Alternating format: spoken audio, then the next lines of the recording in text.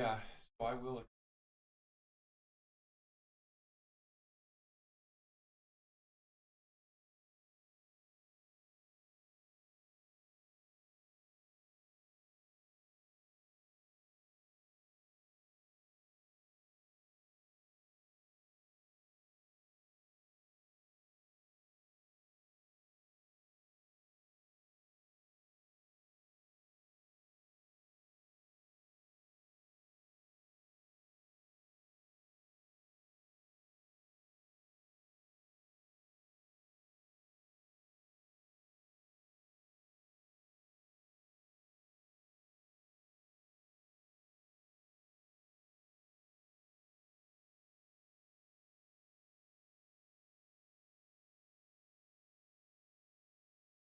Chad with the 5 spot. Chad, Chad starting us off early with the 5 spot. I appreciate that, brother. Baby London is feeding right now. You might be able to hear some grunts. He's just pounding the milk right now.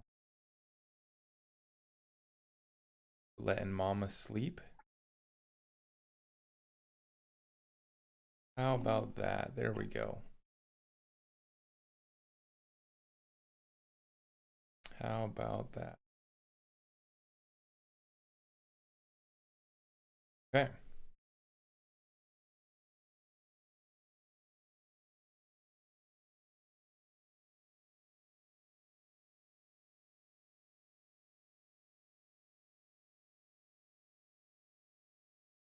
Now that we got our screen rolling, we're good to go. All right, YouTube, sorry.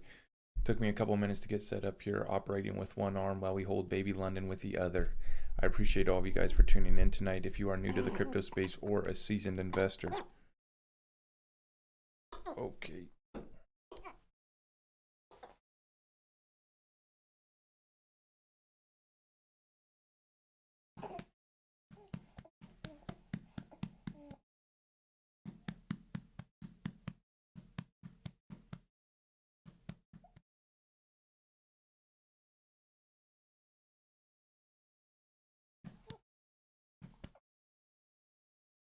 Here you go.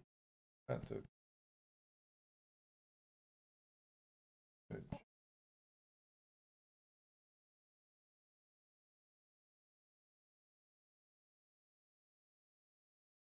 That milk be hitting different. Great work.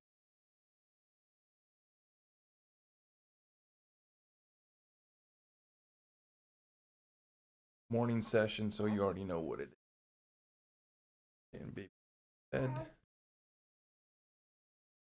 Yeah, I know. That's great work.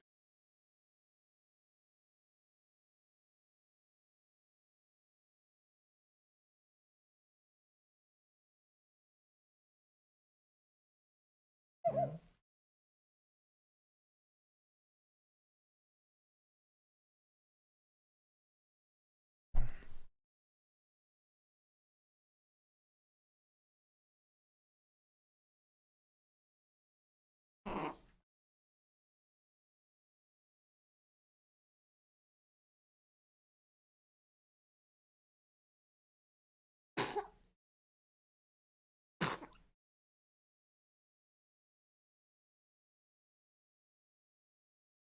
Yeah.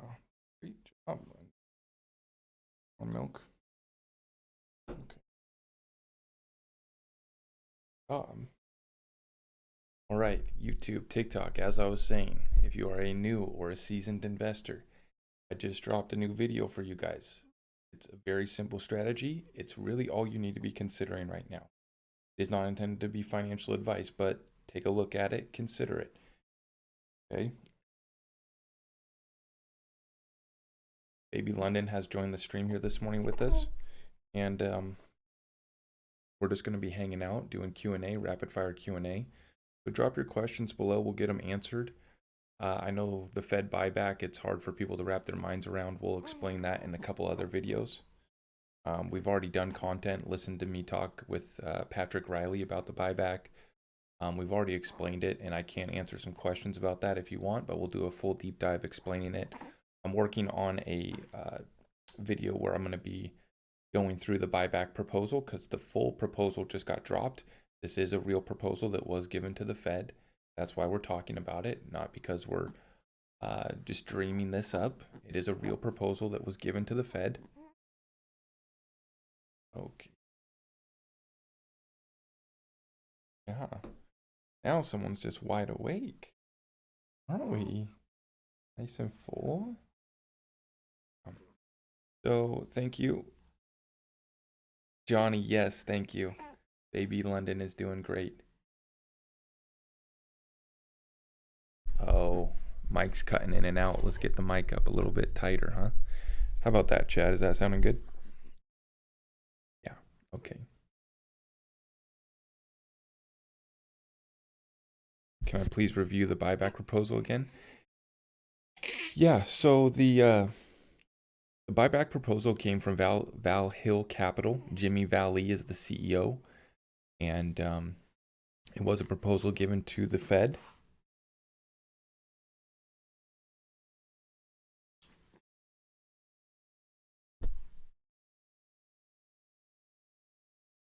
The proposal was $37,000, but what we need to understand, and I'm going to go through and do the full video, but it's a collateralized ESDR. So we already have the SDR, right, from the IMF, special drawing rights. It's basically the world currencies, and the United States dollar has been that reserve currency for nearly 100 years, right? Got more burps, huh?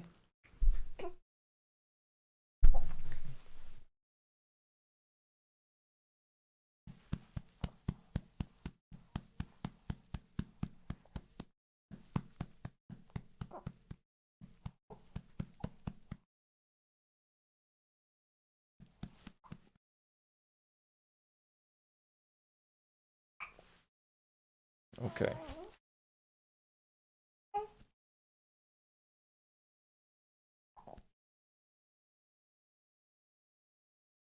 Buyback sounds delusional. Stop giving these people hopium. Kendall, it's a real proposal that was given to the Federal Reserve, and you have to understand that they're $30 trillion in debt and over $100 trillion with total assets, liabilities. So you got to understand how big the problem is, my guy. You know, it's a real proposal that Val Hill Capital came up with because they know that the Fed has a problem. They know that the United States has a debt problem. Now, as I was explaining, it's a fully collateralized ESDR. So, from my understanding, that $37,000 wouldn't just be the fiat US dollars we have in circulation today. It would actually be backed or collateralized, unlike our Federal Reserve notes that aren't backed by anything now.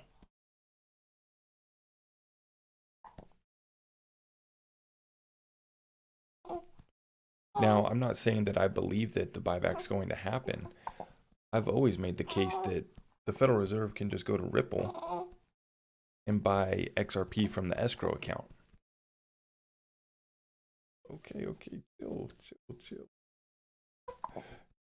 Okay, you want it down.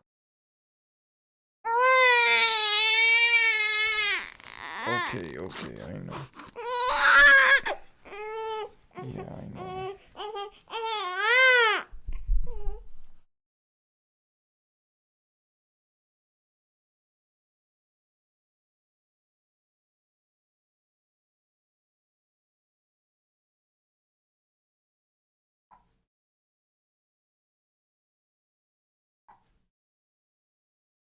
Yeah, so I mean, before you speak out of ignorance on it, you need to actually go look at the proposal and go weigh the implications of our country being $30 trillion in debt with over $100 trillion of unfunded liabilities, and start to think of how would you come up with a solution for that, okay? So don't speak out of ignorance, okay? Go do the research. Go look at the proposal. Go see what's actually proposed in those terms.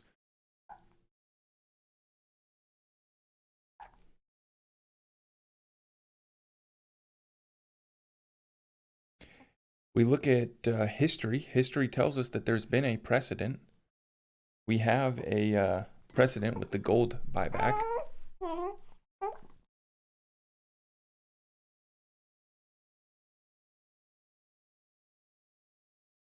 Now they did shortchange us, so I know that's your next point.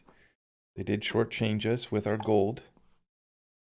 But that's what's great about this proposal that Jimmy Valley did, is it gives a precedent, it sets a marker, it sets the first initial offer. So if they do try to shortchange us, right, we'll have legal precedent. We'll be able to say that we made the first offer and we can justify these prices because you're going to use it to collateralize the new ESDR to create a new reserve currency that's backed by XRP or backed by gold. We're already seeing the precious backed metal currencies coming out. So I talk about the buyback because it's a real proposal, and we should consider it for that reason. It's a real proposal that was given to them, and it affects all XRP holders, not just in America. Because of the Bretton Woods Agreement, Patrick Riley from Reaper Financial argues that the Bretton Woods Agreement would tie in everyone to that buyback.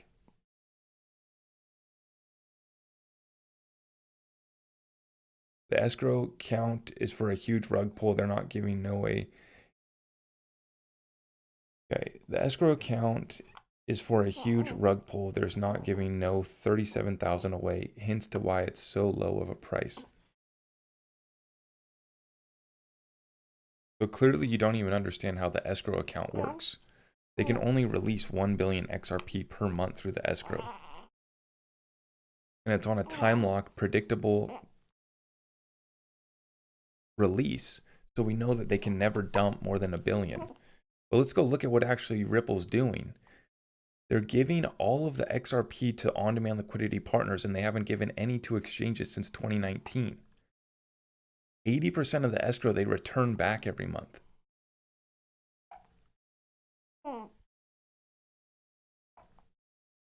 Would I agree with the buyback? I mean, we'll see what happens. It includes complete debt forgiveness for you and your spouse.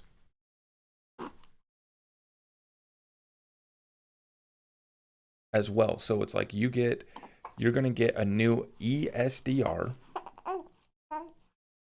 that's supposed to be collateralized or backed by something. I don't know if that's going to be precious metal or XRP, but it will be backed. So it's not going to be the fiat dollars that we have today.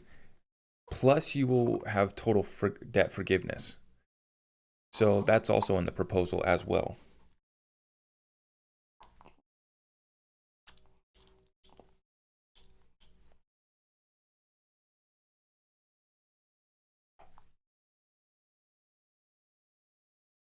So I'm not saying that the buyback's going to 100% happen.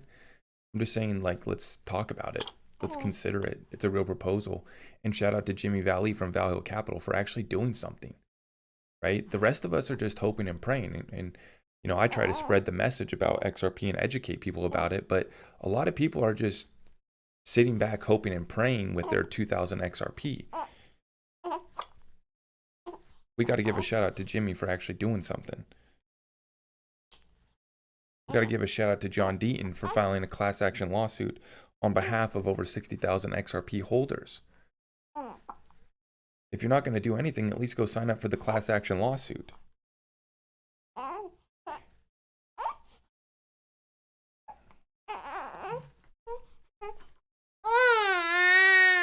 about the bottle? Oh, that's what we wanted. That's what we want.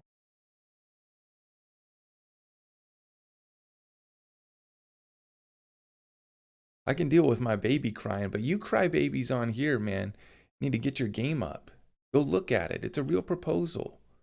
Okay, maybe it's not going to be $37,000. Maybe it'll only be $500. But you'll get total debt forgiveness and you'll receive a new currency, a new ESDR that's backed by either metals or XRP or something.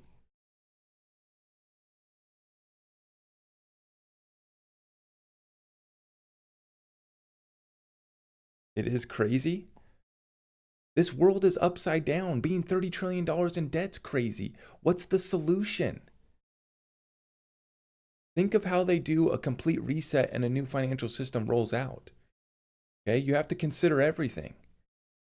It's a real proposal that was given to the Fed. All I'm trying to do is talk about it.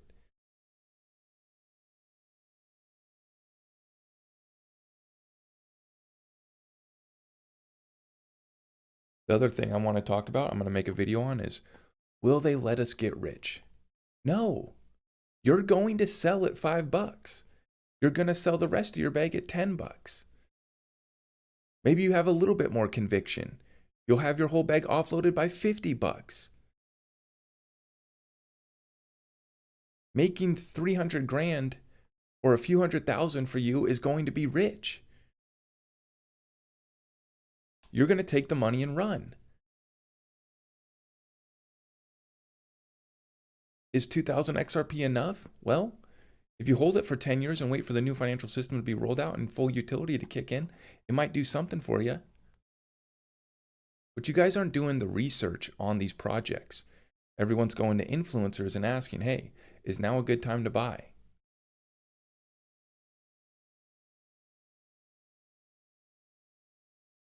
Total debt forgiveness sounds legit. That's their plan. Their plan.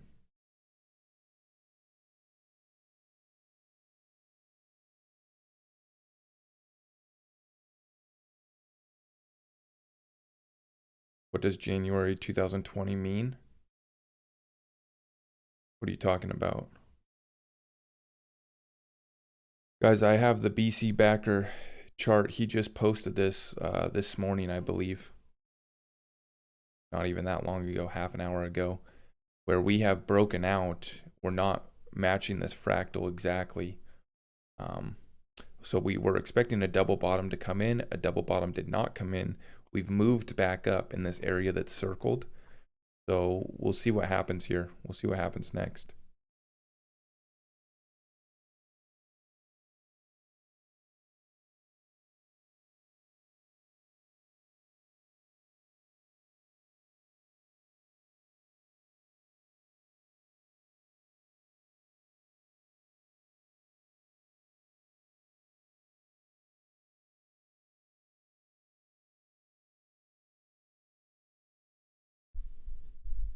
Do I really believe XRP will go to 10,000? Yes, I do.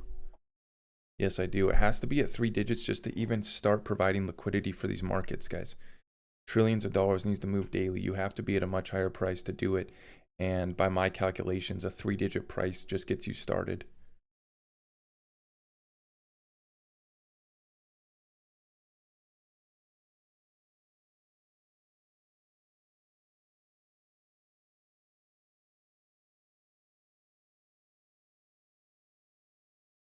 People say XRP only hitting $3, 3 digits, or $3 this year. Well, if they extend out the lawsuit, guys, the lawsuit's the whole thing. Like, at this point, it doesn't matter what anyone says about what XRP is going to do before the lawsuit's done. It might pump, it might not. Who cares? Once Ripple wins this case, we're off to the races. And do you have a bag packed? That's the question.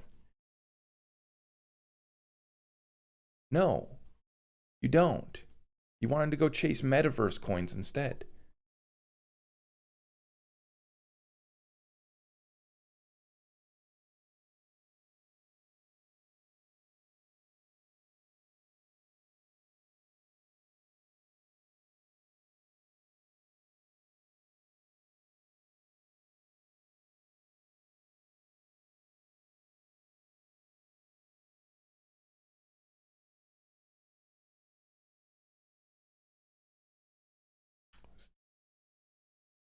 So many questions about the central bank digital currencies. Guys, there is no XRP killer. There is no replacement for a neutral bridge currency.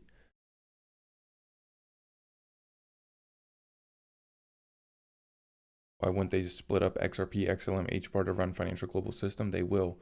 It's not winner takes all. It's winner takes most. XRP is going for the most money. That's why it's solving the biggest problem and why I think it's the biggest opportunity, because it's going after the largest markets, the biggest payment flows. That's a real problem that needs to be solved. A lot of these metaverse games, well, you're just hoping and praying that millions of kids will want to play this metaverse game.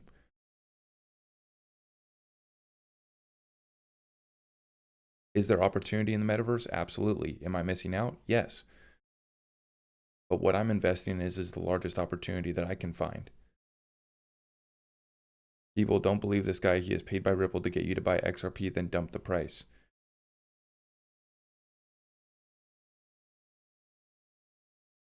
Zach, did you see Mickle Market's XRP video about 1.2 quadrillion? Yes. I've talked about that many times. I did it in my ultimate XRP equation. Swift's daily volumes 5 trillion, yearly volume $1.2 quadrillion. Clearinghouse in America is $2 trillion daily. Clearinghouse in America is just a settlement between the banks in America. $2 trillion daily. And we got excited about 3 trillion in the crypto market, guys. We're just getting started. We're just getting started. Yeah, Zada, I'm not paid by Ripple. I have no affiliation with Ripple. I'm not paid by anyone. I don't do any promotions. I've never taken any deals. But yeah, nice try. Nice try. No, you guys want to find something on me. You can't find anything on me. I share truth, and I hang out with my baby. You can't find nothing on me. Thank you so much, guys. Any news on the Winter Olympics? Yes, watch for a move to be made after the Olympics, guys. Watch for a move to be made. Watch for a certain country to get a little aggressive, make a move after the Olympics are done.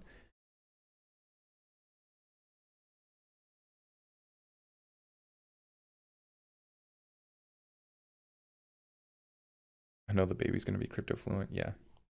Yeah. Yeah. That, can I be a mod? I already got a mod. My boy Chad, he's my main guy.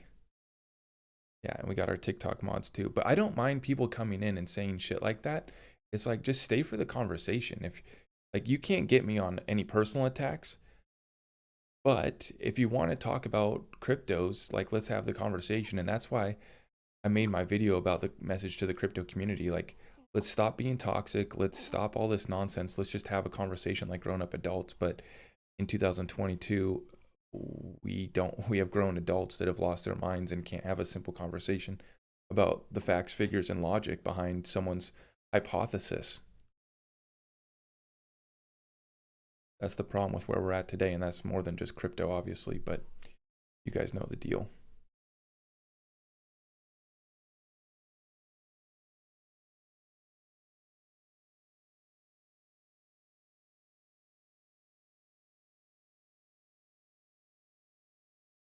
H bar is still a good buy. Yeah, so guys, there's about half a dozen really solid utility plays.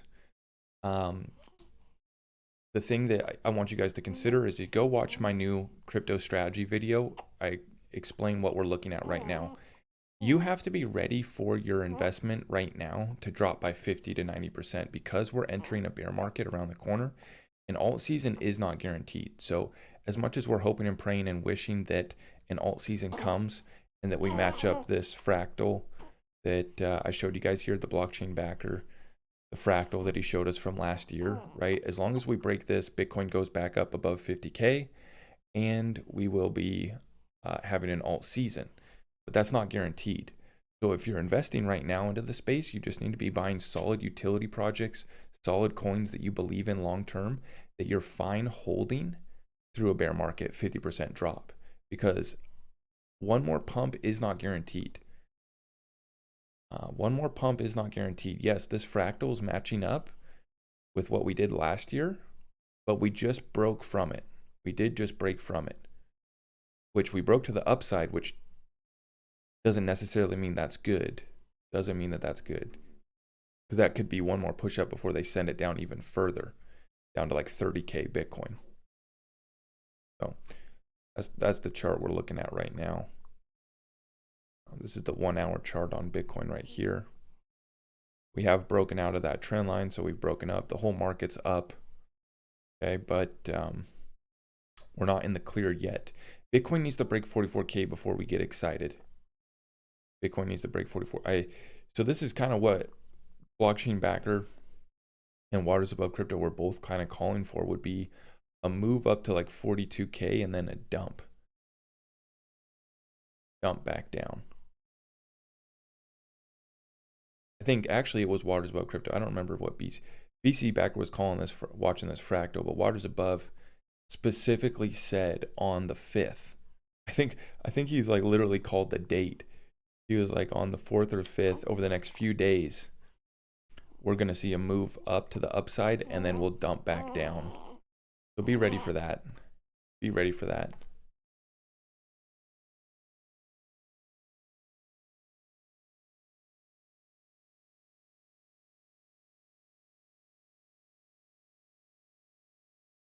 Fraudulent XRP influencer to get you to buy in, buyer beware.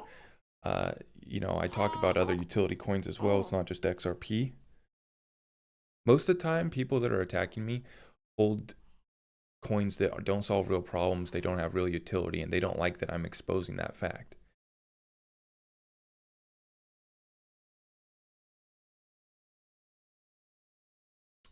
They don't like the fact that I'm calling them out, that they didn't get in early on that metaverse coin. You're not going to get rich off of it. Should I trust Nexo? Yeah, they're pretty legit. I mean, they got the third-party audits now, so I think that they're pretty trustworthy, but they're as trustworthy as any exchanges, right? I don't completely trust them at all. Is Joseph Lubin going to jail? I'm not going to hold my breath on it, but he may or may not have committed crimes that are worth jail time. I don't know. We'll see what happens.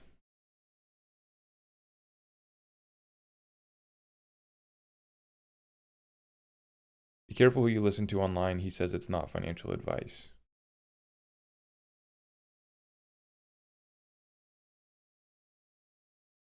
Yep.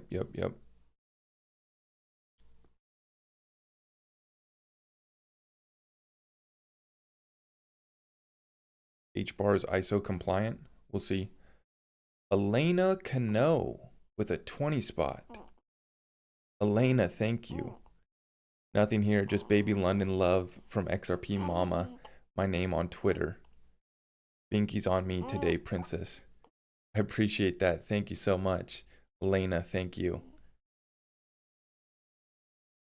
My Twitter now is live if you guys haven't already checked that out. I haven't started posting there much. The main thing is, though, if you find any news on Twitter that you want me to cover in my live streams, just tag me. Okay, tag me in Twitter, and I'll make sure to cover that in the live streams.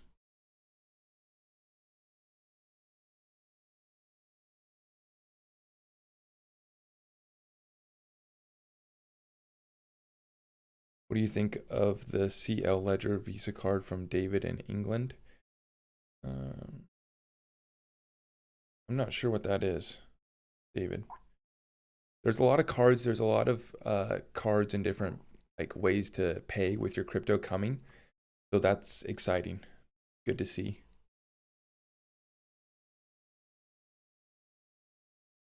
I'm ready to see Solo to 19 bucks. I would love to see Solo just get back to 5. Yeah, it's been a downer, but hopefully it can recover. They got good utility with the NFT marketplace they're building.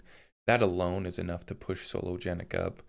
They need to work on their decks, though, in my opinion. Their decentralized exchange has a very not easy to use UI.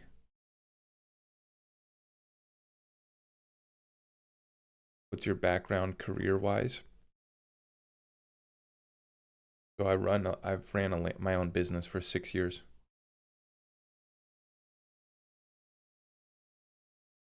Then started getting into crypto 3 years ago. Actually, 4 years ago now that I think about it. 2018. But like many people, I ran into crypto, started investing in Bitcoin. Thought Bitcoin was the end all be all, the best thing ever. And then I slowly woke up, and digital asset investor, I'll always just give him the most love because he's the one that really brought me to the truth in regards to XRP. Before then, I was just on the Bitcoin BS, Then I came to the realization about the truth of XRP. But like many of you, I thought that XRP was just a banker's coin. It goes against everything against crypto, everything that crypto is. Not true. Does ICX have a future? I haven't taken a serious look at ICX. I know it's already a security token, so maybe it's ahead of the game in that aspect, but I haven't taken a look at it. Do I think that Songbird will be strong long term? I think it will, because I believe in Flare so much, I do think that Songbird will be successful as well.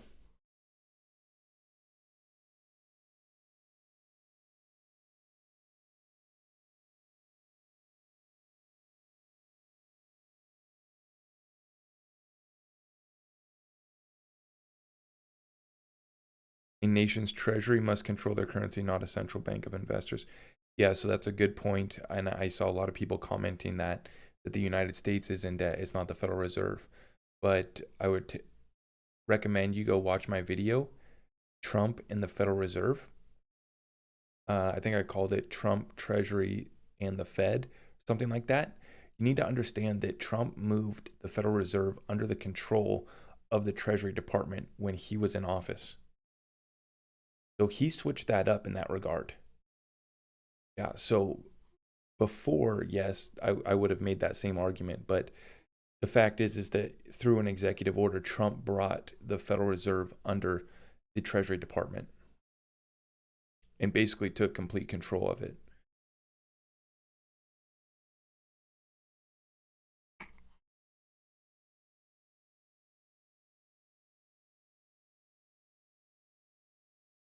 Did I see the video of a guy breaking down $1,200 XRP?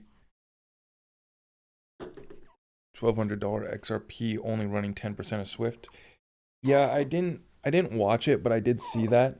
I saw it was getting shared and making the rounds. But yeah, I mean that's what I've been talking about for a while now, right? Is even if we just get a portion of Swift, we're going to be at a much, much higher price.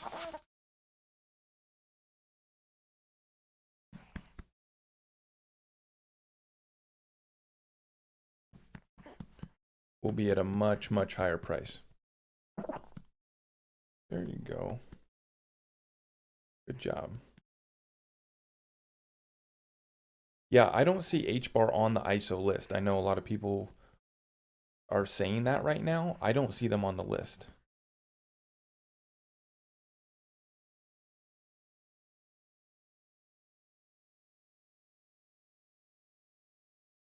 Good job. Good job, princess. Yeah, great work. Good work.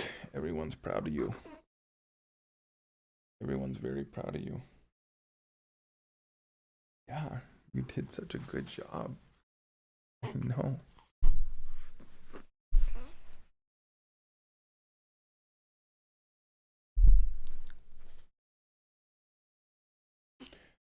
Got an order at 65 cents. Yeah. So, yeah, now's a good time to pick up. Set limit orders down all the way to 55 cents.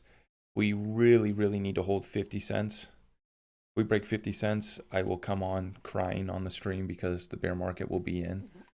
But yeah, if we hold 50 cents and continue to move back up from there, we should be getting our alt season.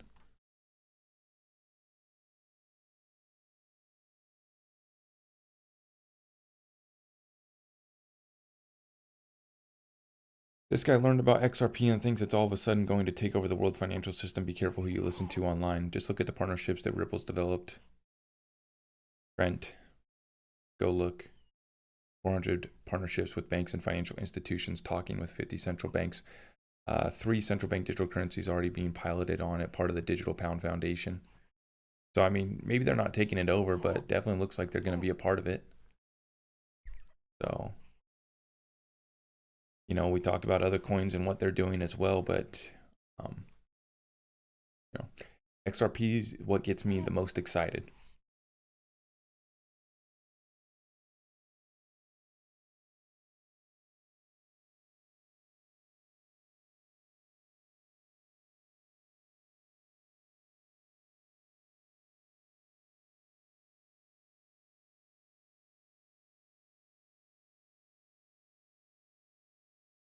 What if the buyback does occur at 37,000? It seems like the whole world is shifting away from the US dollar. I'm ignorant. Yeah, so I'm going to explain this in my deep dive on the buyback, but it looks like in the proposal, it's actually going to be collateralized ESDR. So it's going to be a new reserve currency that they're paying you back with, not just the US dollars that we have today.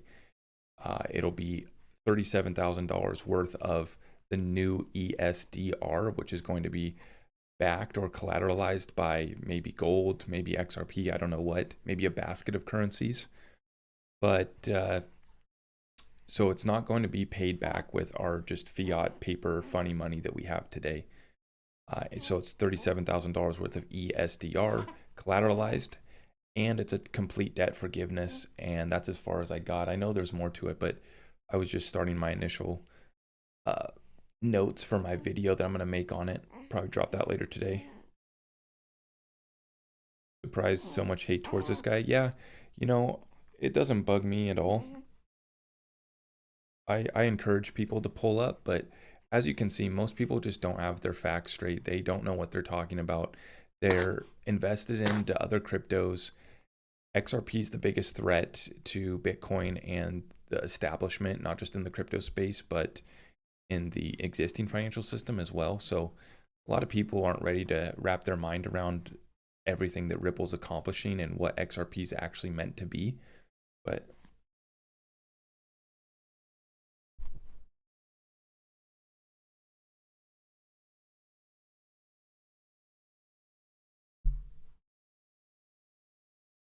can you briefly clarify why this could be interesting to the Fed to give us that high?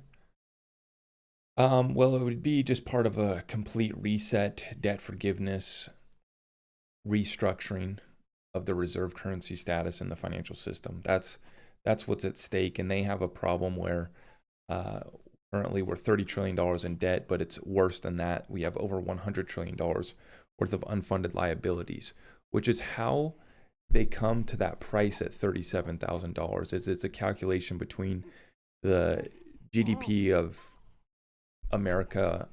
It's basically a calculation of all of our assets and liabilities tied to the US dollar. Anyone bullish on Casino Coin? Yes. Yeah. I think the Casino Coin will move when XRP does. See on my what's your timeline for the buyback? I mean, we'll see, guys. It looks like they haven't had any response yet. The terms have kind of expired, but the proposal was given to them to review. So we don't even know if they looked at it. We don't know if they just tossed it in the trash, but it was given to them. It was delivered to, they did actually include Janet Yellen on it as well. So, and then I think they sent it to every member of the Federal Reserve, which there's like 12 banks, one in like Boston, New York, Dallas, all over the country. So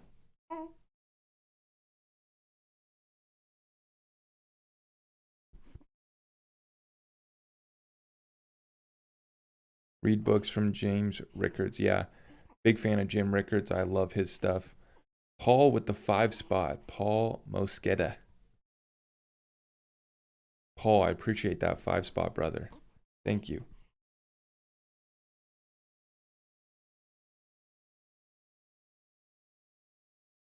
Super sticker for London Sneeze. God bless you. Thank you, Paul.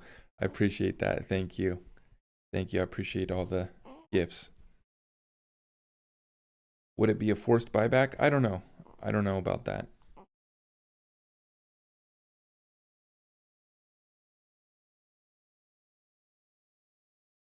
It was a forced buyback of gold.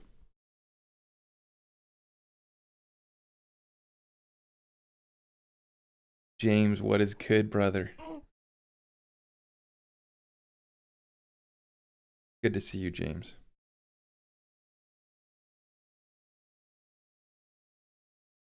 Are you holding all of the ISO coins? No, but I believe in all of them. I'm only holding XRP, XLM, Casino Coin, and Electroneum, but I am considering picking up some IOTA and XDC again because they've already gotten to such good prices. IOTA hasn't hit its all-time high since 2017, so I'm probably gonna I'm looking at picking some of that up during this dip that I'm expecting in the next week or two.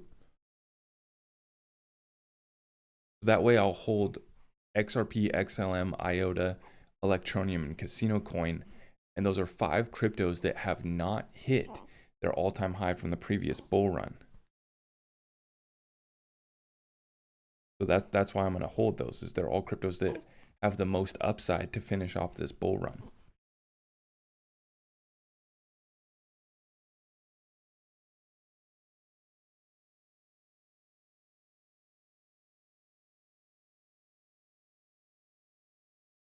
Why do I think XRP price will not go up?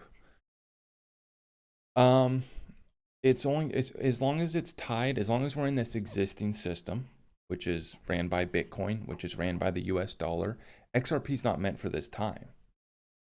So as long as we're tied to Bitcoin and the crypto space doesn't have regulations, it's going to be all hype and speculation, and it's not going to be time for XRP to really take the stage, I guess. So that's why. As long as we're still tied to Bitcoin in this bull run,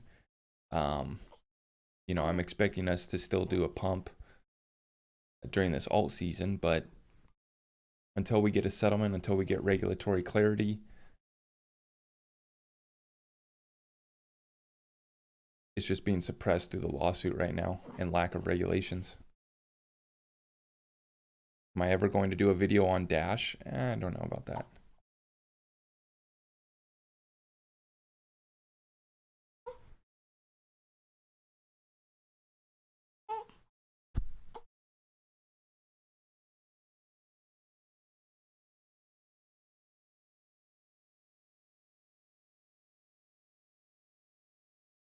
Oh, actually, I need to go change a diaper, guys. I will be right back.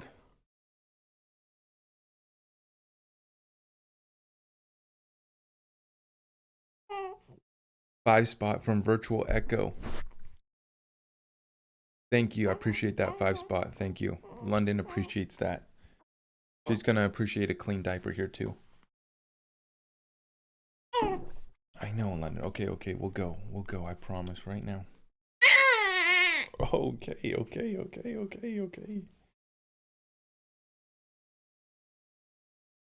Okay. All right. We will be back shortly. Give me like 3 minutes, 17 seconds.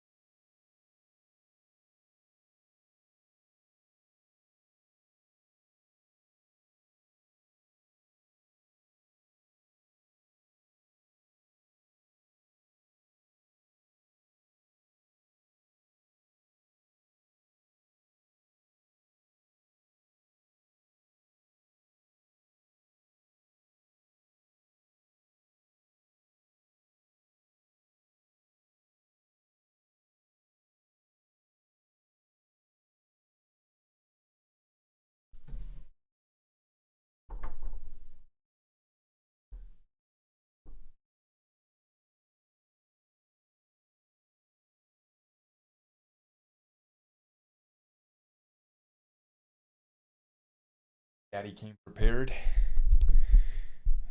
Daddy came prepared with his extra thermos of coffee. You guys already know what it is. Thank you for coming in tonight, or this morning, sorry, 9 a.m. 9 a.m. on the West Coast. Started making my first video this morning at 6:30. Got up bright and early. Started sharing the truth about XRP and cryptocurrency.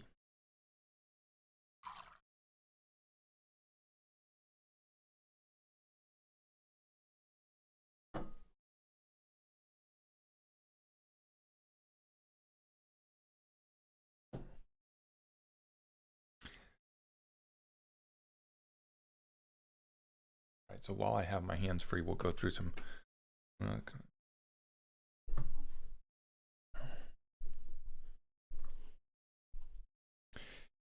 Yeah, I don't know. Someone else asked in my Discord group about trust line. I think a reserve trust. I don't know what it's called.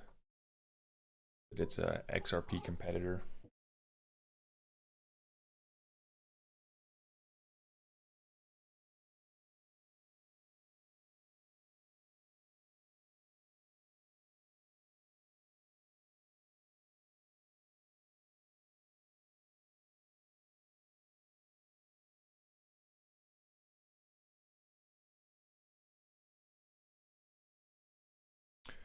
Reserve trust is correct, and it's already tied to the Federal Reserve.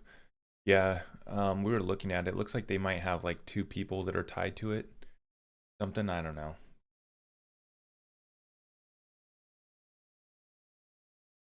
Didn't really look that legit to me.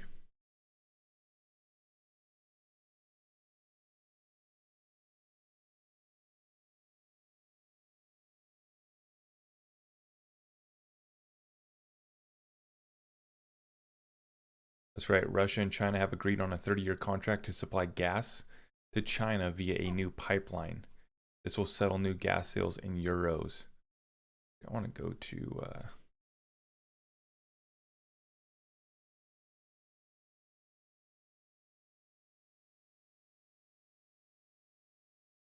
any chance of XRP becoming a stablecoin? Yeah, it'll be stabilized at a much higher price.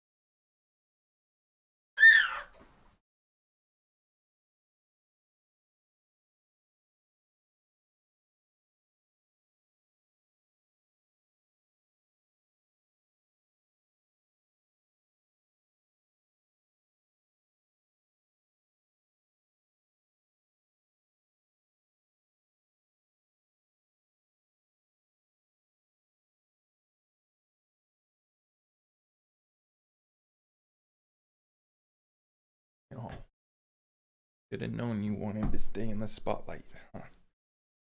Yeah.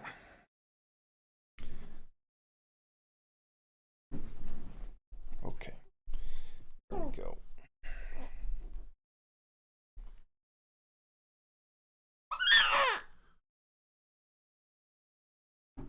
Okay. So tell us how you feeling. There you go. Yeah, so where did we leave off at? Yeah, so we got some news here. Yeah, that was the gold-based stablecoin by Japanese trading giant Mitsui being developed. So we saw that news come out. Gold-based stablecoin by Japanese trade giant. Yep. Currency will be linked to gold prices and sold to retail investors through cryptocurrency exchanges. So something to watch there. And then you have this new pipeline between Russia and China for supplying gas, and the sales are going to be in euros. So that's the crucial part about that, is that the deal is done not in the US dollar.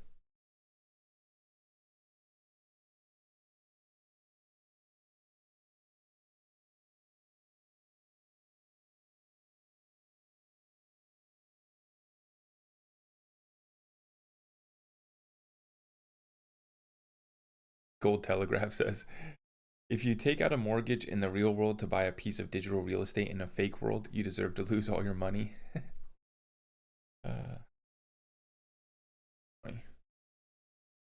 Yeah, so I don't know if you guys saw this news as well. Banking watchdog warns housing prices could plunge 20% when speculative fever breaks. Now, this is from in regards to Canada.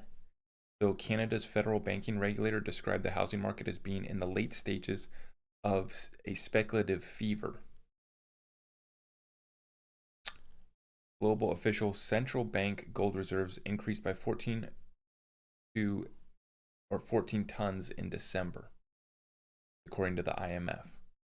So they're loading up on gold, which is why I do think that we're going to see more gold-backed stable coins.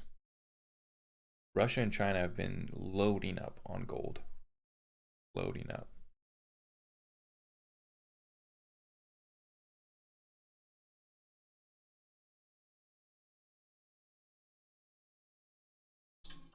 Deserts of South.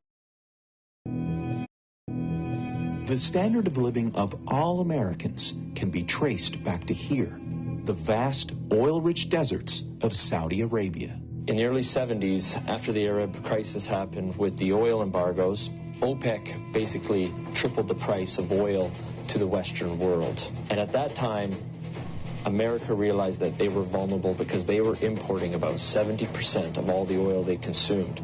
To secure a reliable foreign source of oil, U.S. President Richard Nixon sent his Secretary of State and National Security Advisor, Henry Kissinger, to Saudi Arabia for a secret meeting. The result was a pact that still stands to this day. If Saudi Arabia, which at the time was the world's largest producer of oil, would sell the oil in U.S. dollars, America would defend Saudi Arabia and make sure the House Assad would stay in power. We have to understand what's at stake here, guys. This is why XRP's in a stalled lawsuit, in a staged lawsuit. Okay? We're talking about all the money, the reserve currency status. And the reason why in that buyback proposal it's at a $37,000 price is because when you add up all the assets, liabilities, debts of the US government and the US dollar, it equals hundreds of trillions of dollars. So that's where this comes from. And remember what Brad Garlinghouse says, is that countries roll out the tanks before they give up control of currencies. Of this U.S.-Saudi agreement, all other oil-producing nations also adopted the dollar as the de facto medium of exchange. Demand for it increased exponentially all over the world, and soon it had a new name, the petrodollar. Your currency is only as strong as the demand for it, just like anything else, the supply and demand.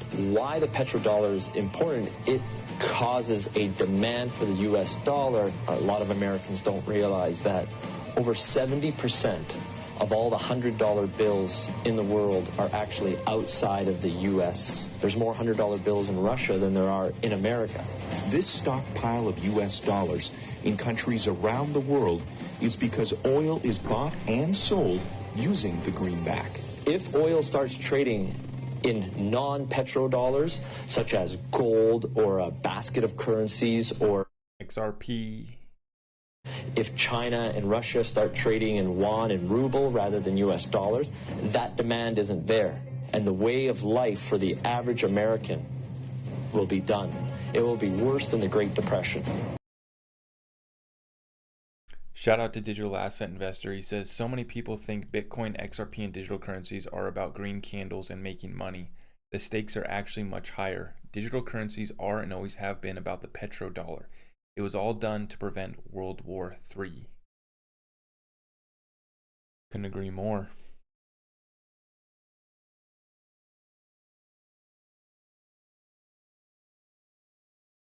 What do we have here from BC Backer? We've seen some nice price action in crypto over the last 24 hours, with total 3 altcoin market cap excluding Bitcoin and Ethereum hitting the 702 retrace exactly when Bitcoin reached the final stages of its 4-month fractal. So, maybe we did find the bottom.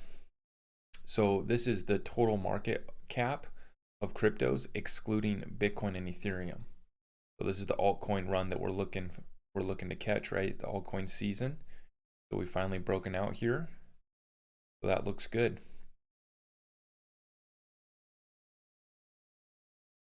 Looking good.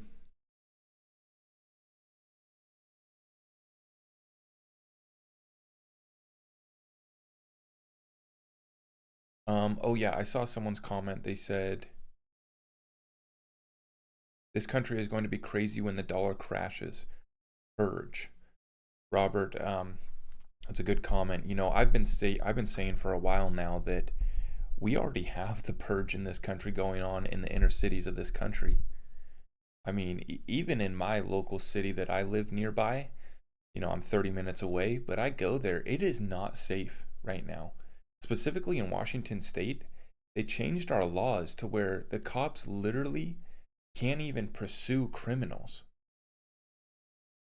You heard me correctly. You literally can't even pursue criminals. I believe unless they're committing a life-threatening crime. So if it's not a life-threatening crime, they're told to literally drive the other way. Don't follow in pursuit. That's what's going on right now, guys. So basically, it's a criminal's paradise here in the sanctuary state of Washington, and you're seeing this happen in many other large cities across the country.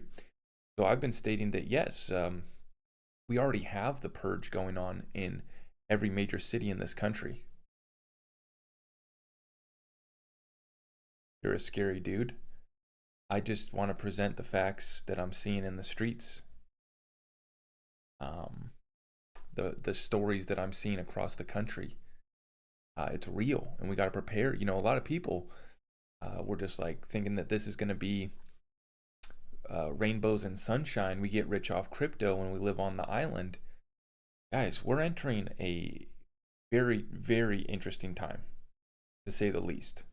And I be careful with my words here because of TikTok and because of YouTube, but you guys know that this is definitely unprecedented.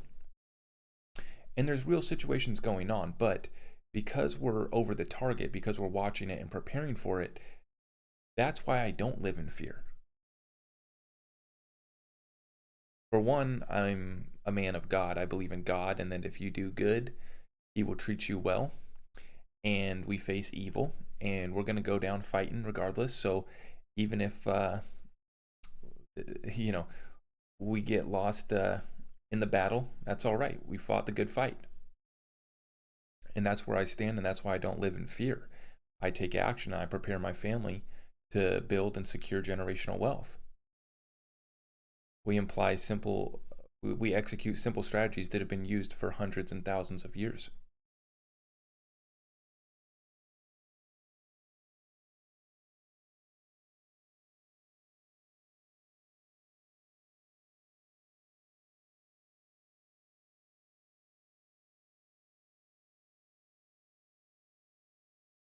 But I don't live in fear, right? I just believe in God. I ask God to protect us. We continue fighting the good fight every single day. That's all we can do. We wake up, and people have been asking me, why are you so serious lately? Why, you seem intense. Well, for one, I just had a baby girl, my first child, so that puts a little fire under your ass. But we've been locked in, guys, for a while now. But yeah, London getting born January 5th at the start of this year just really set me in motion and really made the whole thing clear for me, right? So yeah, I mean, guys, I'm at war. And some of you just don't realize that we're already at war, that we're fighting the battles every single day. Many of the situations that you are finding yourself in these days are because of the times that we're living in, right? And because evil's moving on us. These people are sick. And I don't talk about it anymore. I used to go down all of the rabbit holes on these lives. I used to talk about it all. I can't do that anymore. I will be deplatformed. Look at Joe Rogan, right? So I try to give you guys as much as possible, but that's why I have my Discord group, so that I can have unfiltered conversations where we can talk about all these things and be brutally honest, but then also come up with a plan. Because a big problem that I see in the truthers and patriots and all of that, conspiracy theorists, all that. I can talk about conspiracy theories till tomorrow. I love talking about them.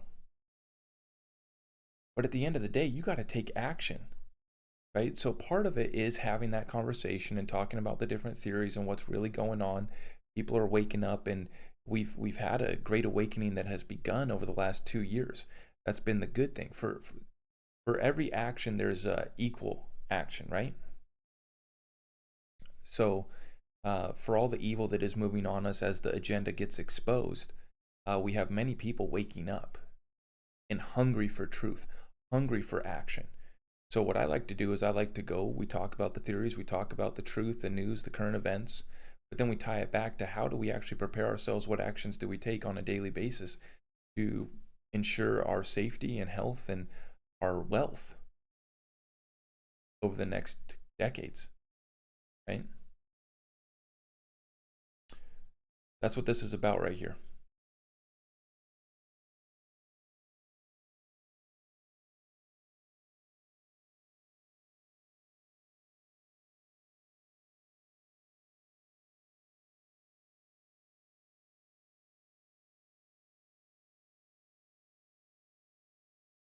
I thought this was a crypto live. This is a crypto live, but you got to be able to tie it all together, my friend. You got to be able to tie it all together. This is so much bigger than crypto. I mean, I just showed you guys the video, right, about the petrodollar. Countries go to war over this. So this is so much bigger than what metaverse coin should I recommend to you guys? What is the new NFT project that we should talk about? That's low-level thinking.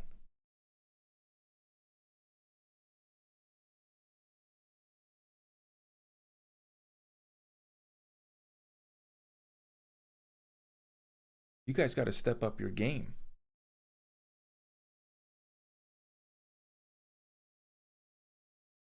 If you want to join the Discord, just head to my website, zachrector.com. It's also linked up everywhere in the description everywhere, but just go to zachrector.com and you'll find me. If you want access to our Discord group and to these unfiltered, honest conversations that we have over there, where we can just let it fly. But as you can see, when I talk about this and I have these conversations, I get the TikTok kids. I thought this was a crypto conversation, bro. Have you heard of this metaverse coin? Got some CNN watchers on YouTube here, I see. Well, this is scary. Yeah, wake up to it. Do something about it. Take action. Come have the conversation. Or live in fear and stay in your house like they want you to.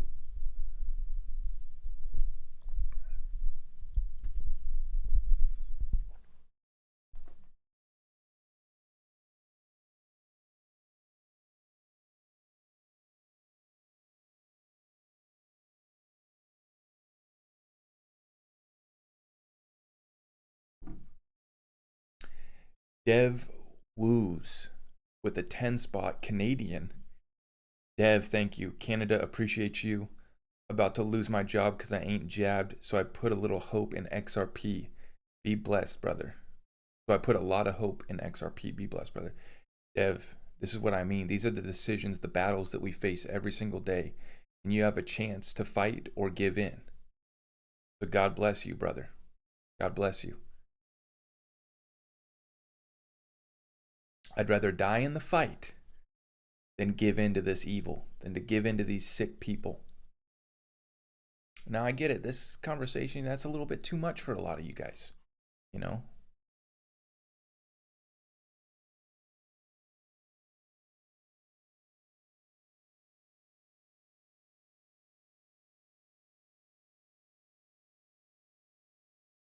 Canada loves you. Thank you. Thank you. I love you guys too. I love you guys across the whole world. My Discord members now, we range from all over the world. We got members in Japan, members in Canada, all over the place. Colombia. Yeah, it's just really growing. It's really awesome. Really awesome to be able to see what's happening on the ground in other countries.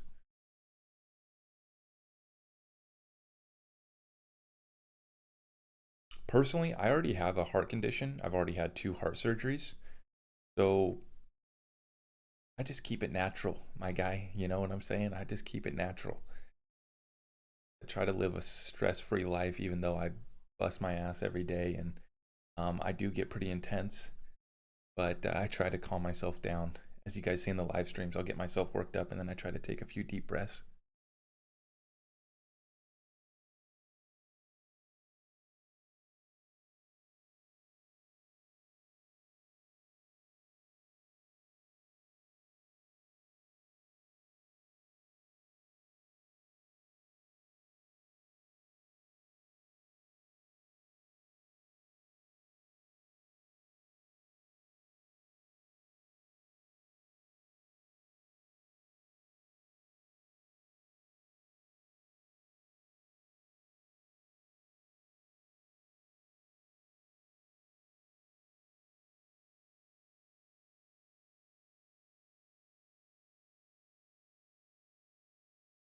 All right, let's continue on.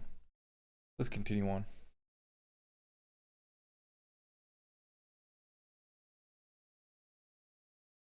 More important than the executive order, Patrick Riley shares this from Forbes. Congress introduces a radical crypto bill to unleash innovation. So it looks like the bill, as it got passed, actually they took out the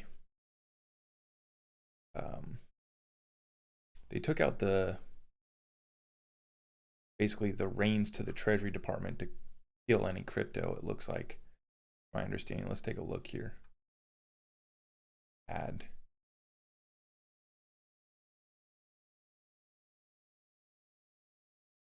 Okay, yeah. Now a bipartisan group of U.S. House Representatives has reintroduced a bill that would exempt people from paying taxes on Bitcoin and crypto payments under $200, called an important step forward by one congressman.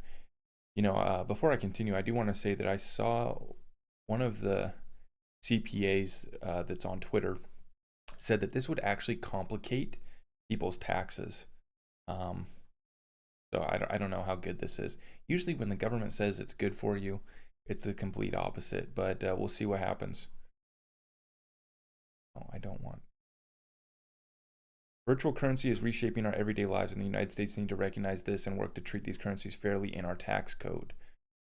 This legislation is an important step forward, and it lays the groundwork for growing the digital economy.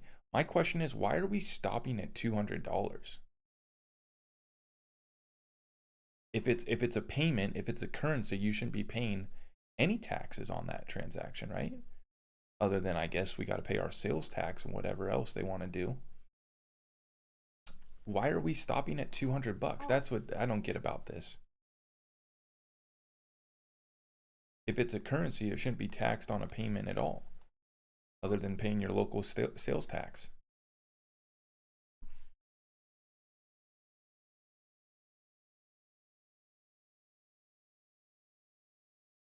But the good news is that we have bills, we have things in motion as far as cryptocurrency regulations in America, and we've been waiting for this moment. This is what we've been waiting for.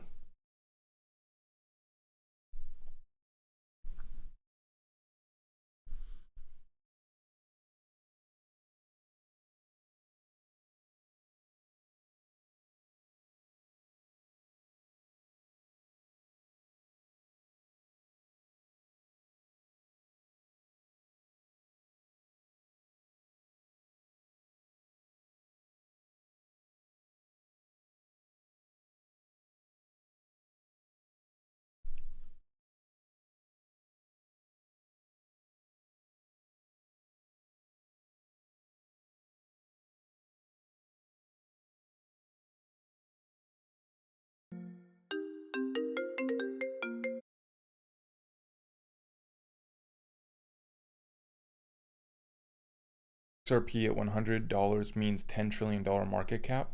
Check your math, my friend. There's not 100 billion XRP in circulation. Check your math.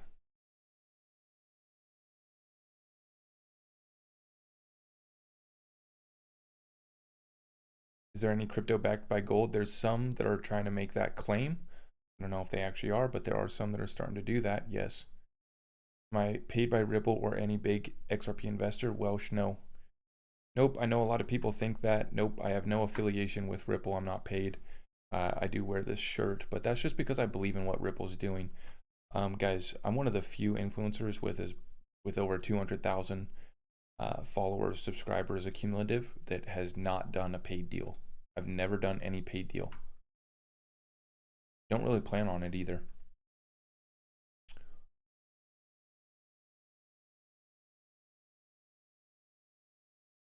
So Reaper just announced their second white paper, and it looks like they've created a staking program kind of tied to Reaper. That's interesting. That's very interesting.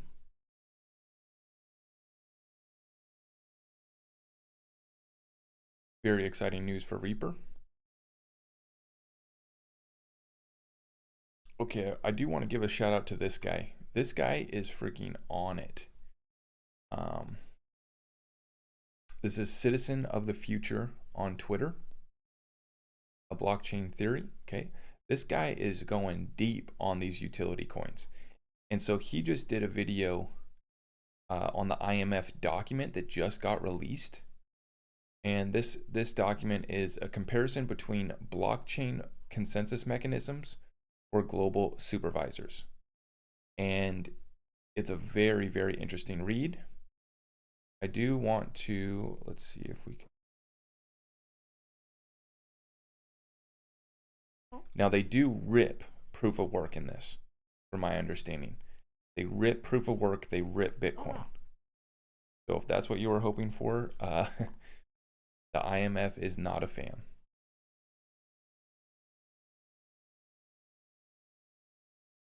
This is what I was trying to get to right here. So this is the notes. He did like a full hour-long video, it looks like, on this IMF. But he says right here at marker 26. Well, so this is really interesting. I might have to watch this full video, but if you guys aren't following this guy on Twitter, you definitely need to. Global stablecoin arrangement and CBDCs. Guys, this is going to be, yeah. Anyways, IMF bashes proof of work again for significant power usage. Financial sector has important role to play in the fight against climate change. Regulators should pay attention to this energy consumption. Most will likely find such damaging impacts to the environment unacceptable. Then he goes on to say Bitcoin can process a large 7 transactions per second. Inconsistencies can lead to risk to a settlement finality. Proof of work is potentially centralizing. I've talked about this many times. We used to have 4 large mining pools in a country that has now banned Bitcoin.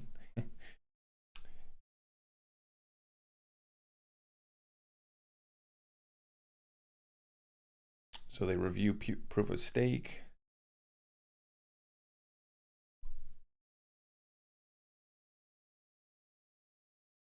They actually do a review of the Swedish article on banning energy-intensive mining from Swedish regulators. Then they go on 120 million tons of CO2 from Bitcoin and Ethereum, which was equal to 100 million round trips from Sweden to Thailand, or equal to 200,000 Swedish households. They're coming for this, guys. I really think that they're coming for this one.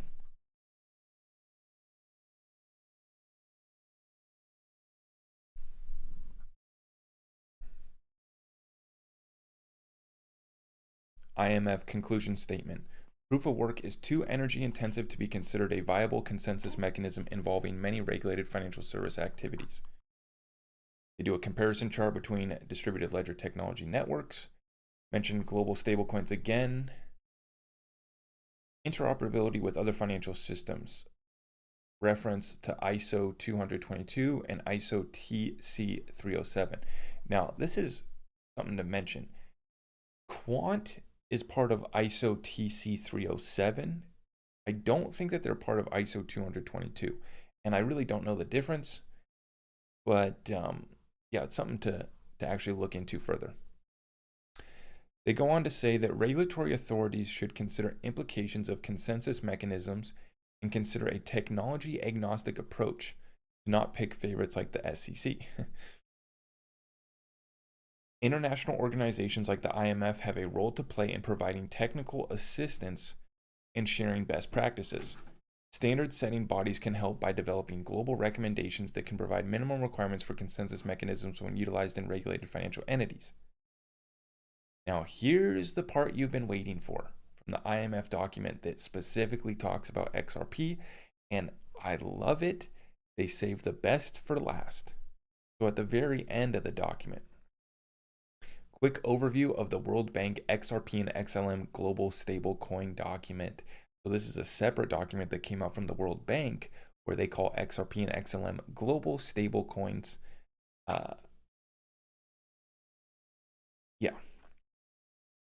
Then we have Japan XRP as a digital asset, not a security. So they specifically talk about Japan already providing clarity for XRP as a digital asset, not a security. Then at the end, he gives his theory on why the World Bank calls XRP and XLM a stablecoin. Closing thoughts. That's at 55 minutes. Gives his theory on that.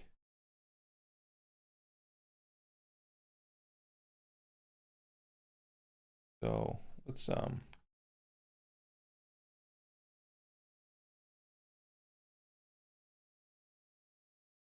watch this. Let's check this out. Citizen of the future here. I hope everyone's doing fantastic. Today I got a super regulated document from our favorite, the top of the world, the top of the regulated world, the IMF, the International Currencies. Okay, we're going to skip to 54 minutes where he talks about the World Bank document about XRP and XLM stablecoins, and we'll see what he has to say. Cough SEC Gov, they're not securities. Why is the World Bank calling XRP and XLM digital currencies, but you guys are calling them securities? Sounds like you're really only talking about the United States thinks they're securities, and the United States is going to be wrong. Japan, just throwing this out there. Japan, it's not a security, it's a digital asset. They're completely separate entities. They're two different classifications. It's not XRP, not a security in Japan, it's a digital asset. It's a new class of currency. US is falling behind in this race, and this is why I feel like you can hear his Canadian accent, can't you? Pulling it out. So basically, my question is, they call XRP and XLM a stable coin, but they're not. The price isn't stable. But what is stable is that it settles in 4 seconds, and it's always a fraction of a second. This is exactly where I thought he was going to go with this. We talk about a higher price to provide liquidity. Settlement happens in 3 seconds, so it doesn't matter if the price moves every minute by, it doesn't matter if the price moves by 3 or 5% every minute or in 10 minutes time. When the transaction's done in 3 seconds and you can predict how much the transaction is going to cost you, the XRP ledger will tell you how much the transaction is going to cost you before you send it, and it's done in 3 to 5 seconds every single time. That's why they call them stable coins. So maybe they're calling it a stable coin because of its ability to, that in that fraction of in the 4 second settlement, the price is stable. The price doesn't fluctuate in that time. So if you're an institution and you're settling funds, whether it's $1 million, $10 million, in that 4 seconds, and you cash out on the other side, well, there hasn't been much movement. Maybe that's what they refer to as stablecoin, comparing it to the current legacy financial system, which is... Exactly. During that 3 seconds, the currency is more stable than the fiat dollar. And you can't move the fiat dollar in 3 seconds. Unless you use the XRP ledger or XLM, of course. But yeah, he's correct. When you send a wire transfer, that's going to take up to a day, sometimes a few days. If you send a Swift payment, it can take up to a week, right? So you have the value of that dollar can fluctuate way more. It's way more volatility risk within a week versus 3 seconds. So volatility is just a matter of time, or you gotta look at time. You gotta consider time in that equation of volatility. Banking system, which takes 5 to 7 business days for the payment to settle. There's no end-to-end tracking. You got all your foreign exchange fees. You got your settlement fees, and then you got your Nostro and Vostro accounts, which are gaining 0% interest.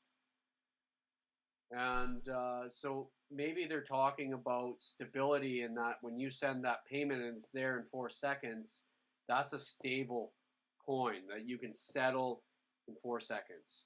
That is just my theory, and if you guys want to chip in why they would call, XRP and XLM stable coins, feel free, share your thoughts.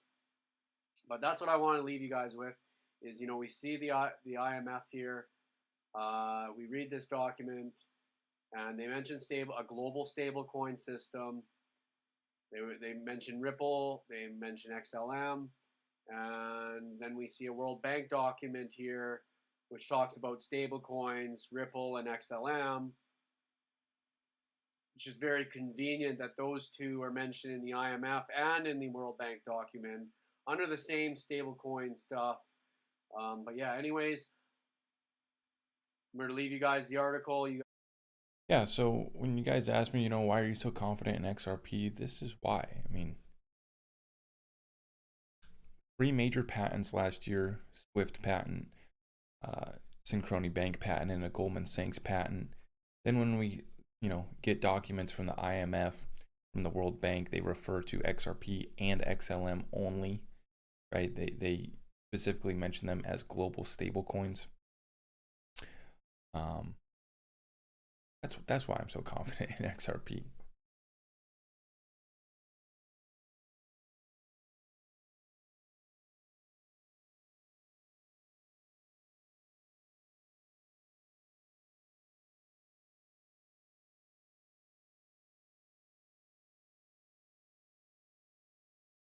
And it will be stabilized at a higher price. That's how you actually get stability, is you have a higher price. That's why Bitcoin doesn't move as much as the rest of the cryptos, is because there's already so much in it.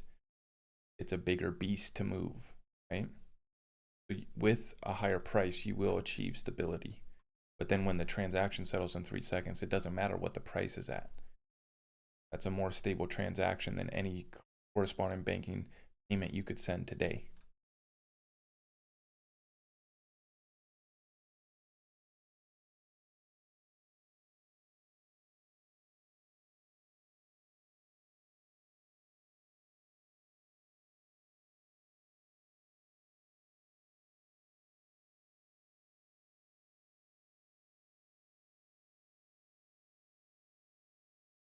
James Rule XRP says, I'm thinking outside the box, XRP as the global reserve SDR. Yeah, so when we're looking at that buyback theory, that's what we're talking about here, is this SDR from the IMF. And of course, it's very interesting that we just literally watched a document about the IMF calling XRP a global stablecoin. They should have included reserve, like a global reserve stablecoin would have actually defined it a little bit better, but that's what it is.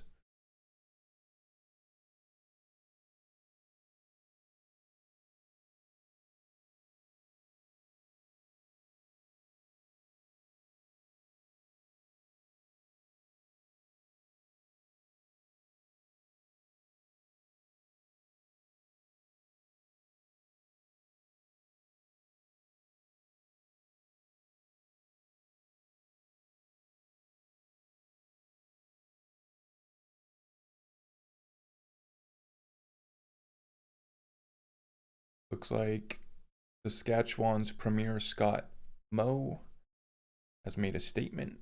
Interesting. Canada, we're watching you.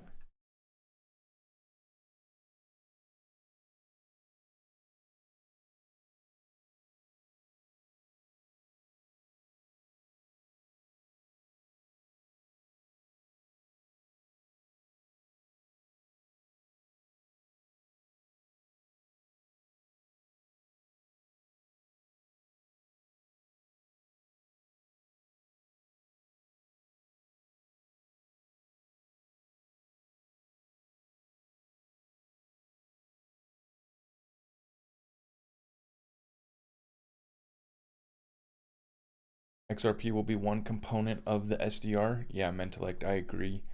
I think that there's a chance for it to be a basket of currencies. So you'd have XRP, XLM, and you could even include metals in there as well. Or they could just do metals. It definitely looks like a new agreement, a new Bretton Woods is on the table, has been on the table of the IMF, World Bank, and the largest countries across this world. We already have Russia and China moving away from the US dollar. So our time is here. Our time is here. We're positioning ourselves accordingly, right? Hey bud, you'll be able to show me how to set up TradingView, how you have it. Tried for ages. Yeah, dude, I don't even have like anything crazy going on TradingView. I don't even have any indicators on right now other than volume. I keep it simple. I set trend lines. I set support resistance.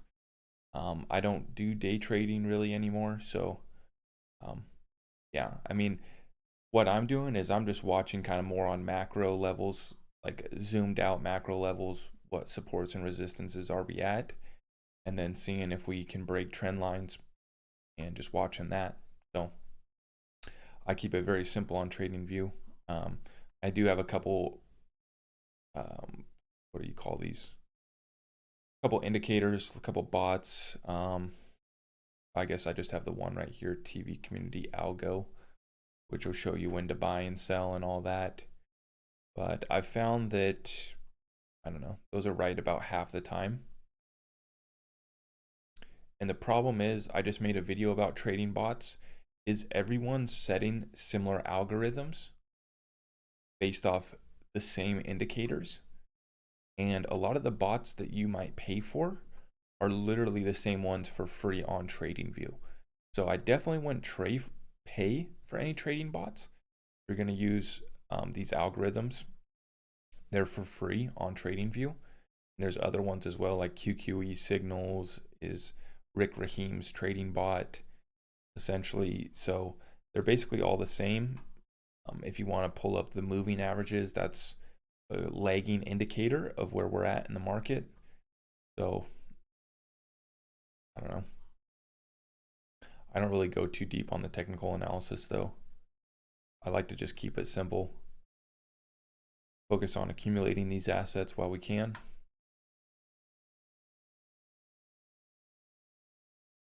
Thank you. Thank you guys. Thank you.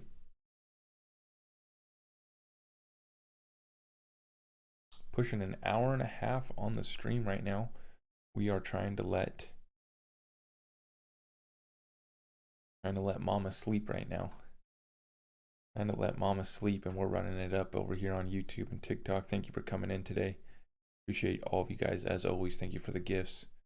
Thank you for tapping the screen, sharing the stream, hitting the thumbs up. Make sure you hit the notification bell so you know when we're going live. If you want access to the Discord, go to zachrector.com. If you want to find the merch or any of my other links, affiliates to the exchanges, it's all at the website. If you want to find some of our bigger interviews we've done so far, also on the website now. Huge shout out to my boy James for updating the website. Yeah. I have an interview with Quincy Jones. If you want to see, that was a great one. Great conversation with Quincy Jones. Did that one a while ago.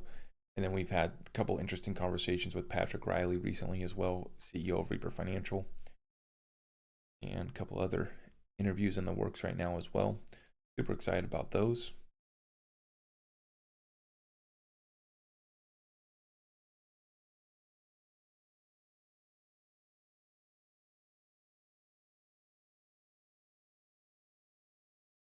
Wow. Bloomberg had fake headline, Russia invades Ukraine on homepage for 30 minutes. So they're definitely trying to stoke fear right now. A lot of people are scared right now. I'm hearing a lot of people talking about that. We'll see what happens.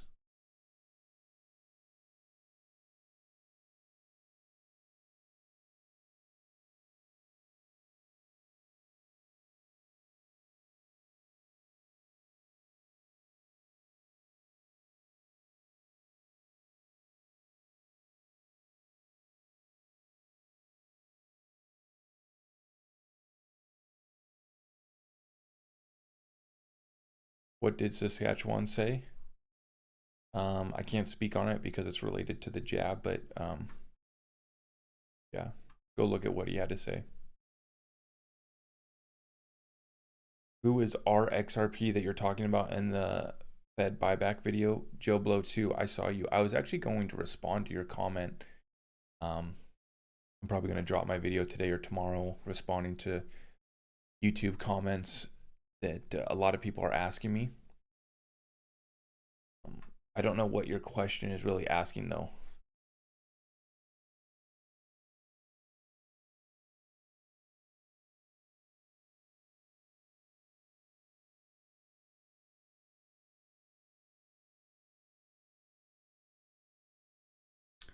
Quincy just pumped XDC. That's all he did was give distractions.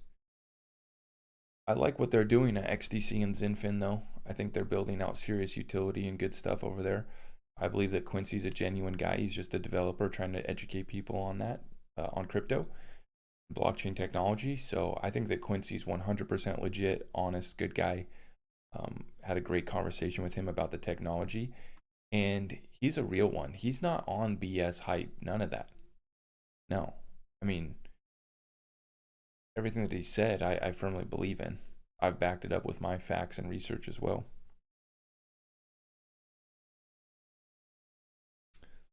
XRP at $100, when do you believe it will happen? 1 year after the lawsuit's over.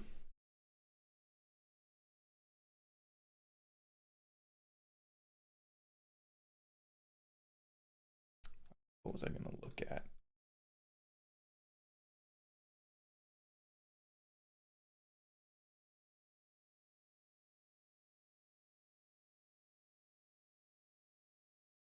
Yeah, so like Jimmy Valley says right here, we must receive fair market value for the digital oil that we hold, tax-free, debt-free, and with no other encumbrances. At $37,000 he proposes. I love it. Love it. Revisit story time. He shared this tweet.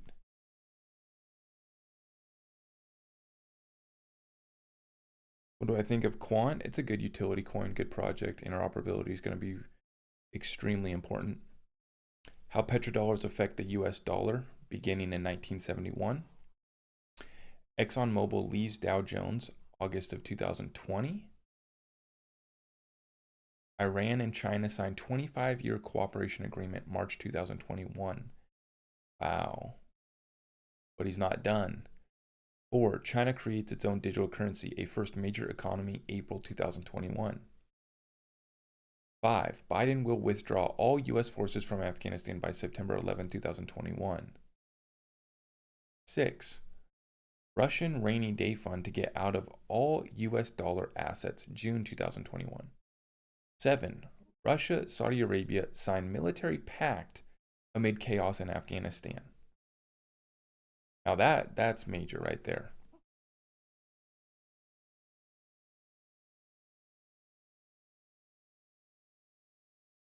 8. Russia's Gazprom neft signals shift away from US dollar payments in China, September 6, 2021. 9. Val Hill Capital proposes buyout terms to Fed on behalf of participating token holders, September 13th, 2021. 10. US could disconnect Russia from SWIFT payments to deter Ukraine invasion.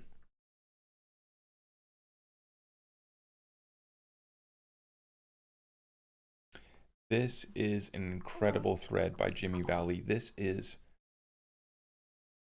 what a great little thread that he put together there. So this all goes back to the petrodollar in 1971, right? The U.S. reserve currency system and how important that petrodollar was for us.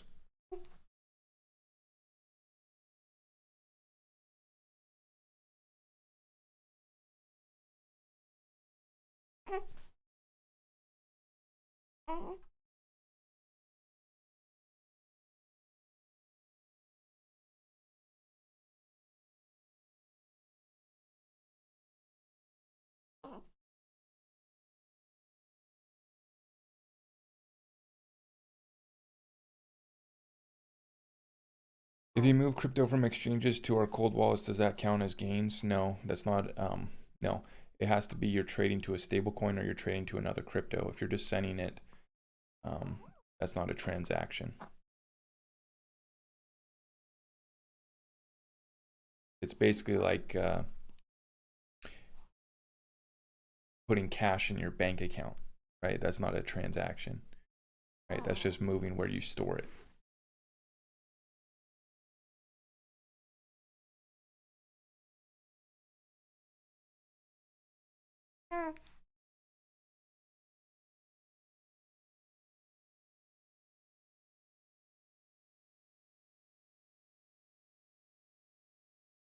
Okay, let's see. Another person commenting pointed out that the only XRP being bought back was the XRP in the proposal and not everyone's XRP.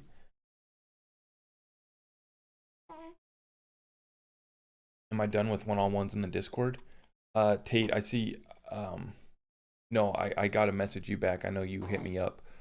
I am done doing them after this month, though. But anyone who gets into the Discord this month, I will try to make an arrangement for a quick one-on-one session this month. But after this month, yeah, the free one-on-one sessions will come to an end.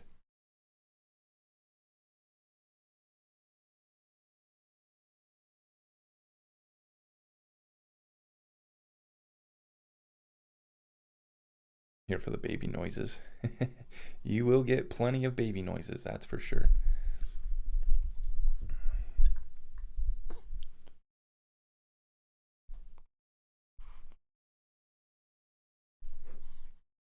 Best YouTuber. Thank you. Thank you.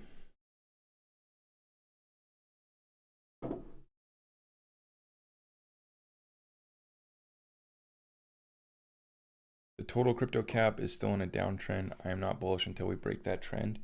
Yeah, until we break 44K for Bitcoin. Can't get too excited yet. So I'm seeing reserve trust technology is a major problem, or is it? Guys, no. None of these projects even have real partnerships.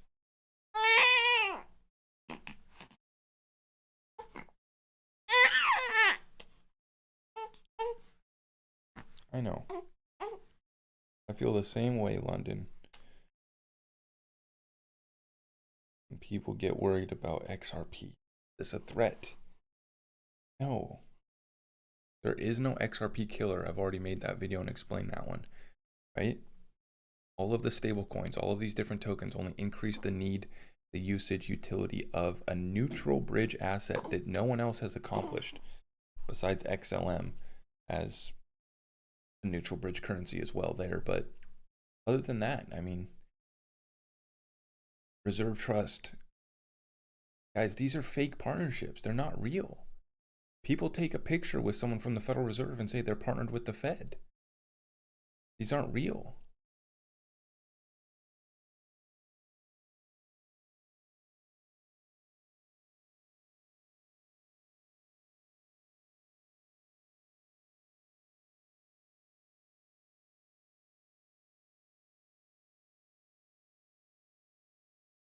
Stop saying Bitcoin because she keeps screaming clearly an XRP baby.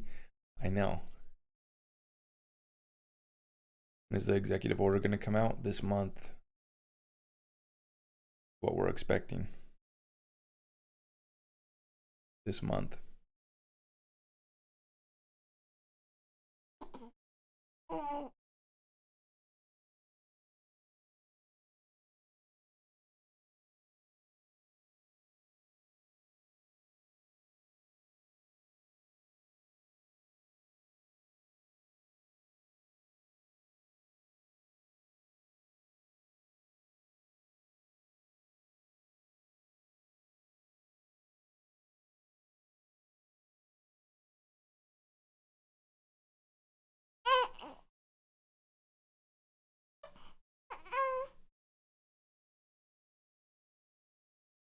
Do I own Algo or IOTA? Not at this time, no.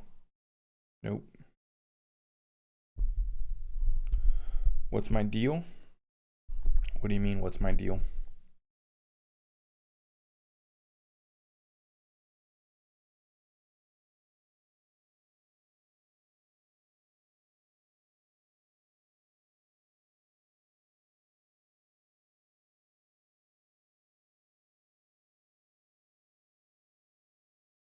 From Val, consider this. When is the lawsuit done? Chase, man, I don't know. Hopefully this month.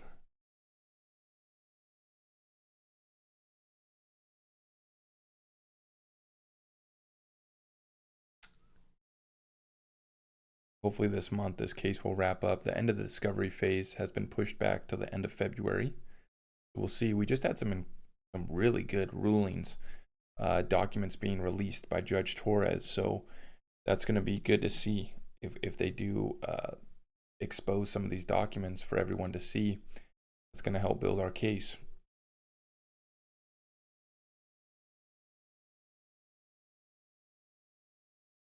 XRP isn't going to go anywhere. Zach, stops suckering in these trade workers. Like Wolf of Wall Street said, selling worthless penny stocks to plumbers who think they'll get rich.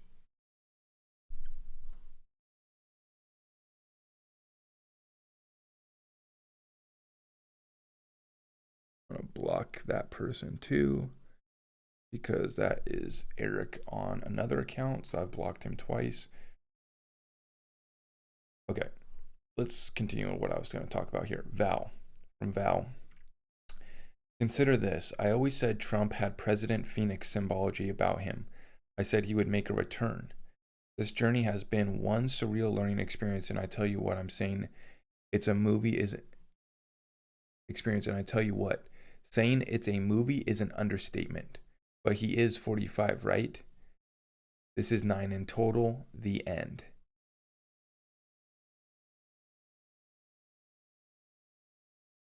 Yeah, I've kind of been along the same line of thinking.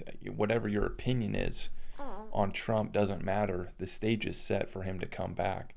Doesn't matter if you like him or not. Just don't think emotionally about it. Just look at how it's set up, right? Just look at how the world stage is set up, whether you like him or not. He's coming back, and he's going to be coming back with a vengeance. If you look at his book, Art of the Deal, The Art of the Comeback, everything about him leading up to him in his previous life brought him to this moment in the world stage. He was brought out by perfect timing.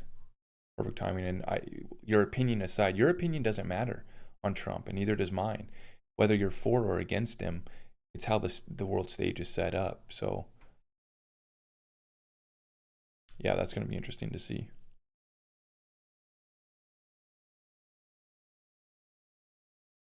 See, people right here saying, no, he isn't. He's going to jail.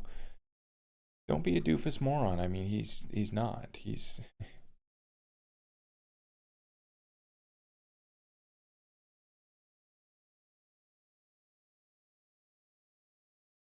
For friends and family who didn't listen to you about getting XRP, do you know how you're going to respond when you cash out and they ask you to loan or give them some money?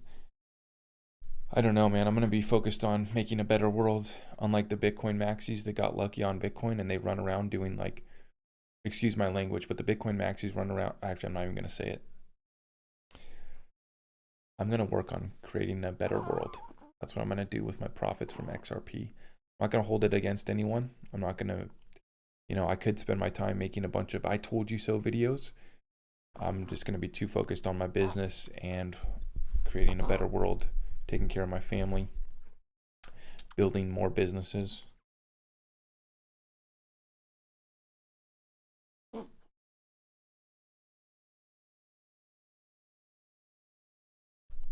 Dan Pena said that about Bitcoin, and he thinks Putin made it as a financial weapon against the US and the dollar.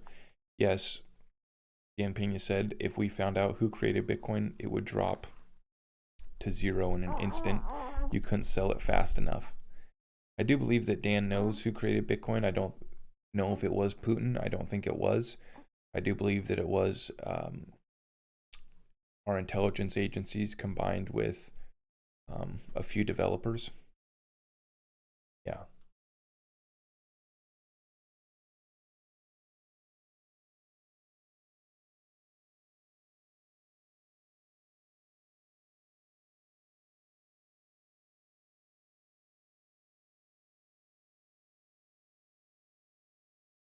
How many XRP do I got? A few. Most likely NSA created Bitcoin. The reason why you should listen to Dan Pena though is because he coaches the most executive, high-class people in the world, and he's tapped into the very, very tippy top and the most elite. That's why I listen to everything Dan Pena says, because I love his business strategies and what he has to say about mindset, business, and investing. So I listen to everything he says, but he also is tied into the the Vatican. He's tied into the Vatican very deep there, and he's dealt with the Vatican Bank. His lawyers also represent the Bank of England and the Queen, not to mention a few other similar entities. So this he's tapped into the very tippy top. He knows. People think he's just some senile old man, which maybe he is losing it a little bit, falling off his rocker a bit. But usually guys like that don't care, and so they'll tell you the truth because they don't care. He's already made enough money. He can say it like it is and not have to worry about getting canceled by snowflakes on TikTok. Which, I'm not rich like Dan. I haven't made it yet, but I don't really care about getting canceled by snowflakes either. Which is why I don't tell you the next metaverse coin that's hyping me up today.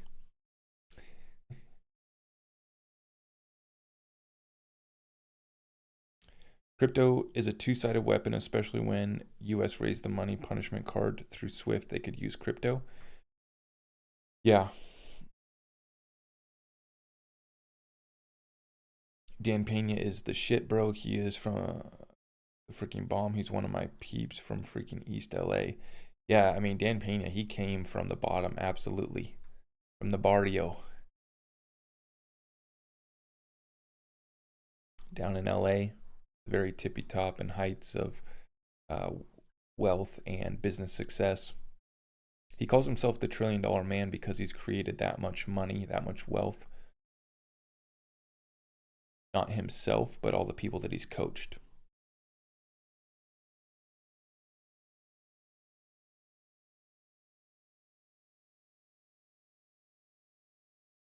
I got Mega Coin and FJB coin, and I love Trump, but I'm about to sell for XRP. Yeah, I mean, I haven't gone into any coins like that. No, I haven't gone into anything like that.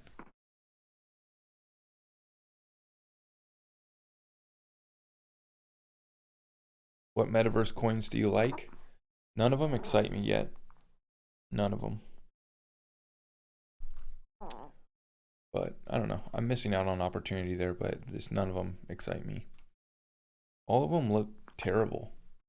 To be honest with you guys, like, I don't know. They all look terrible. But I say the same thing about Fortnite, and you got millions of kids that play Fortnite, and Fortnite's a multi-billion-dollar game itself. So my opinion doesn't really matter too much on those. It's just, to me, it doesn't get me excited, and all of the games that I've seen look terrible as far as graphics, as far as what you can do with them. They don't look interesting. But I'm a Call of Duty Battlefield type of player, so I like realistic games. I like clear, realistic graphics. I've never played Fortnite, and I refuse to. I don't play video games anymore. I haven't in years. But yeah, for me, they all just look terrible.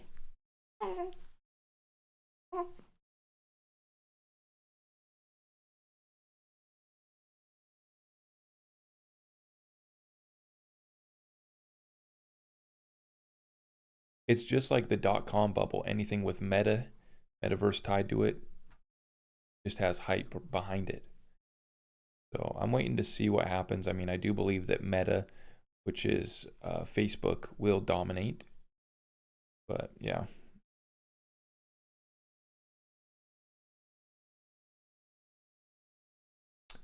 My friend Ed Dowd had been doing some incredible work on the rampant evil and shadiness happening at, I can't say those names. He calls them the Enron of this cycle. Everyone should follow. Let's see what this is about, huh? Now, I've been seeing this guy's been making the rounds, and apparently think he comes from these companies, which I won't name.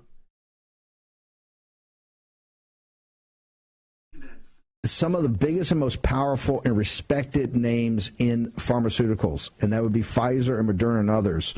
Never mind. I'm not going to play this. I'll get shut down on TikTok, probably YouTube as well. So I'm just not even going to play that. But yeah, interesting.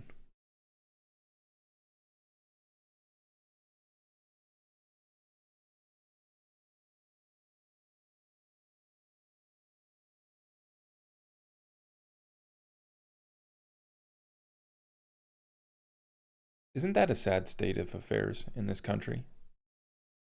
Oh yeah, when I was talking about the Bitcoin maxis just running around doing circle jerks and not actually making anything happen, not doing anything for the world with their wealth and money, this guy right here is a perfect example. Da Vinci Jeremy, you guys have seen this guy. He keeps on making videos about XRP going to zero. He made a video saying that he sold all of his XRP for Shiba. This is a perfect example of this guy right here. He recently just did a post that was going viral, but basically him and the Bitcoin maxis, they just go around doing nothing for this world, nothing for people, other than just shilling shitcoins, basically. So yeah, he's a perfect example of what I'm talking about. These Bitcoin maxis that got rich on Bitcoin and now they just do silly stuff like this crypto guy, right? Where they just make little meme videos, little BS. They buy themselves 6 Lambos. They'll have to pay for a girlfriend though. They can't even get a real girlfriend. They still have to pay for it, right? They go rent out. Their whole life is just rented mostly. But if they did make enough money, then maybe they have a couple Lambos and one little mansion, right? But to me, that doesn't impress me. Like, what are you doing for this world, man? What businesses do you run? What value are you bringing to the world? Okay, you made it, cool. You want to just chill, that's fine. But don't make negative XRP videos and don't troll a project that's actually making an inclusive financial system that's providing opportunities for the whole world, actually getting something done for the third world countries. You guys are all talk. You guys are all BS. You guys are all memes. You're all BS. I mean, look at this stupid little TikToks you guys make. It's an absolute joke. Absolute joke. For all we know, he probably rented, he just paid to do that private jet skit. He didn't even fly it. He just showed up at the airport, right, to do that skit. That jet didn't even get off the ground for all we know. These guys are frauds, fakes, and I don't care. If you made your riches and you want to chill on the beach and, you know, live in paradise and do your thing, that's fine, right? But these guys take it upon themselves to bash XRP and other projects that are actually doing something for the world, unlike these circle jerk groups that just go around being little Bitcoin fraud maxis. I excuse my language, I'm sorry. These guys just piss me off though.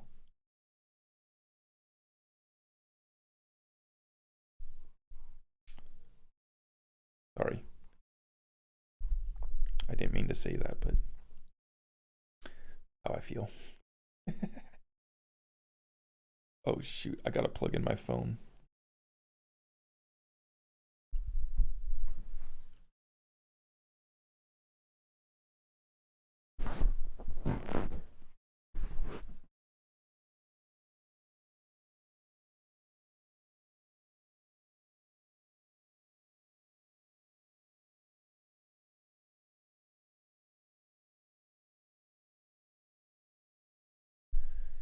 They are posers like high school. Yeah, exactly.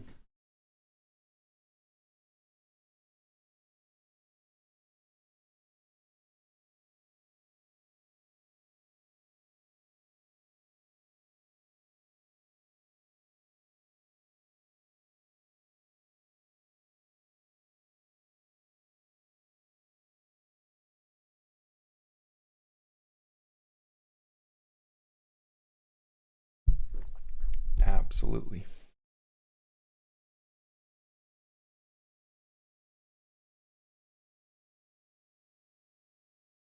Oh yeah, Dan Pena killed a bear with a knife. I know, he's hardcore.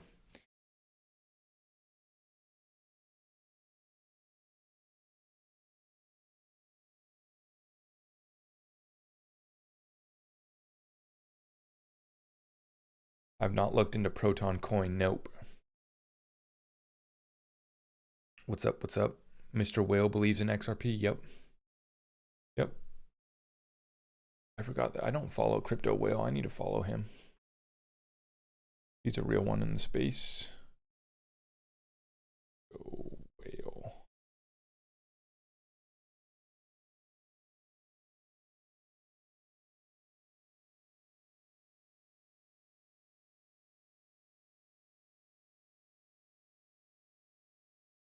Mr. Whale says, while I am very bearish in the long run, late shorters should be very cautious, especially after the 50% crash we predicted. Bloomberg is now calling for an immediate crash to 20K. This will not happen anytime soon. Will take many months to play out. Patience is key. This is exactly what we were looking at too. In my weekly call this week, I said we could see a move up over the next few days, but I am expecting a double bottom to come in. But we are going to see a alt season, hopefully, right? But yeah, at the weekly call earlier this week, I said over the next few days we can move up, but until we break 44K, we can't get excited, and that's exactly where we're at with that.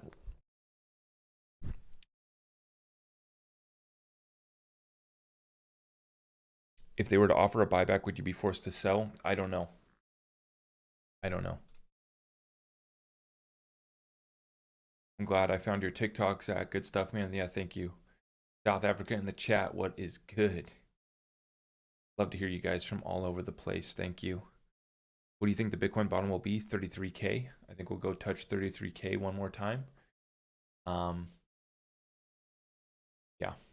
So I'm looking for that. And I was saying that we're probably going to get it in the next week or two, right? We were expecting this move up to about 41, 42K before we come down for that double bottom.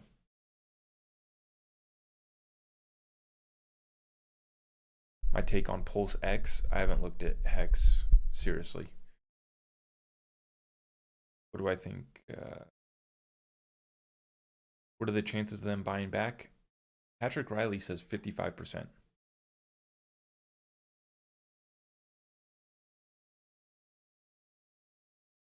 In the bear market, XRP will drop 50%. Yes. Yep. We're going to have to watch how high it goes.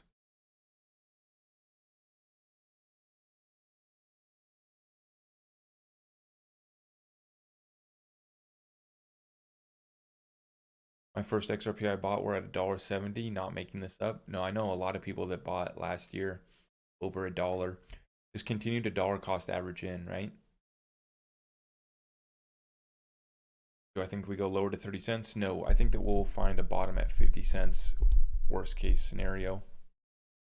If we do break 50%, 50 cent support, then we're in trouble. Then we're in serious trouble.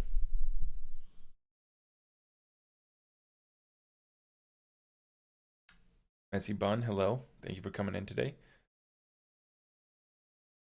Guys, thank you so much for tapping the screen. Jemmy, I appreciate that. Thank you for tapping the screen, sharing the stream. And if you guys could hit that thumbs up for me on YouTube, that would be greatly appreciated. We just broke 20,000 subscribers on YouTube after just a couple months of hitting it hard. So we're just getting started over here. Big interviews on the way. Big excited for the classes that we're about to have in our Discord group. We're about to do one on cybersecurity storage. We're about to do another one on DeFi. And then we have another one that's going to be done on real estate. And we have a guy who knows his stuff when it comes to real estate. Yeah, I'm just going to leave it at that. This guy literally taught for Robert Kiyosaki and Rich Dad Poor Dad real estate. So he's going to be giving us a free class in my Discord. I should be charging like freaking... Anyways, I'm just going to continue to try to bring as much value as I can to my Discord community. And in regards to YouTube and TikTok, I'm going to try to bring you guys as much as I can over here as well, as we avoid the censorship police. Try to give you guys as much good free information as possible. I just dropped a video on YouTube called Crypto Strategy, and it's a very simple strategy for everyone who is new and or seasoned. If you already have a bag, go check it out. If you're wondering what to do, how to position your bag, that video, I've been having one-on-one sessions with people in my Discord group, and that is the conversation. That is the strategy that I've been sharing with them all. So go check out that video. It's for new investors and also for seasoned investors if you already are in crypto. And basically what I'm telling people to consider right now is if you invest into the market right now, you have to be prepared for this alt season to not come. We're all expecting a pump. We're all expecting an alt season to run up, right? Finish off this bull run. That is not guaranteed. So if you're buying cryptos right now, you need to be comfortable holding them through a bear market 50% crash. We really hope that this all season's coming, but it's not guaranteed. So if you're buying XRP, XLM, the good utility coins that we talk about, and they drop 50%, well, that's fine. You know, just dollar cost average in, you're caught holding bags of solid utility coins that you know are going to come back up. So you'll get caught holding a bag that drops 50%. It's not the end of the world, right? But the reason why you would invest right now is because we're expecting an alt season pump to finish off this bull run, right? And then that's going to be the final phase of this bull run before we head into a bear market. So I gave the example in that video. If you have $30,000 that you're going to invest this year into crypto, I would only put in about a third of that. And this is not financial advice. This is just what I would be doing. If I had 30 grand to invest right now this year into crypto, I'd put a third into crypto now, and I would save 2/3 of it for the bear market.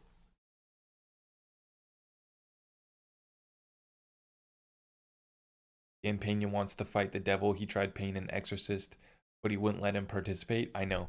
Yeah, Dan has shared that story about how he was trying to go participate in an exorcism, and he was because he said that he needs to like get excitement out of life, right?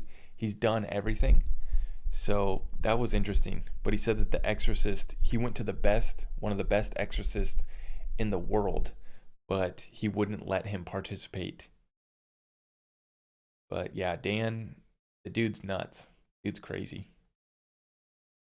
How long does a bear market last typically? Well, usually we have these 4-year cycles. We go into a bear market for a year or two before we start to recover out. But yeah, 3 to 4 year cycles. But I do think that this bear market will be different. I think it's going to be hard and fast.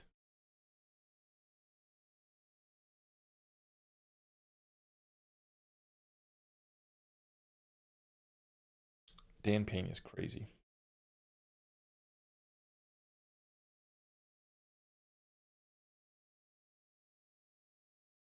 Now, the other thing that I would say, not financial advice, but personally, I'm only holding coins that haven't hit their all-time high from last bull run. So that's going to include XRP, XLM, Electroneum, Casino Coin, and I'm going to pick up IOTA most likely because IOTA hasn't hit its all-time high either. And those are all coins that I'm fine holding during the bear market. Litecoin? No. No, I wouldn't play with Litecoin. No.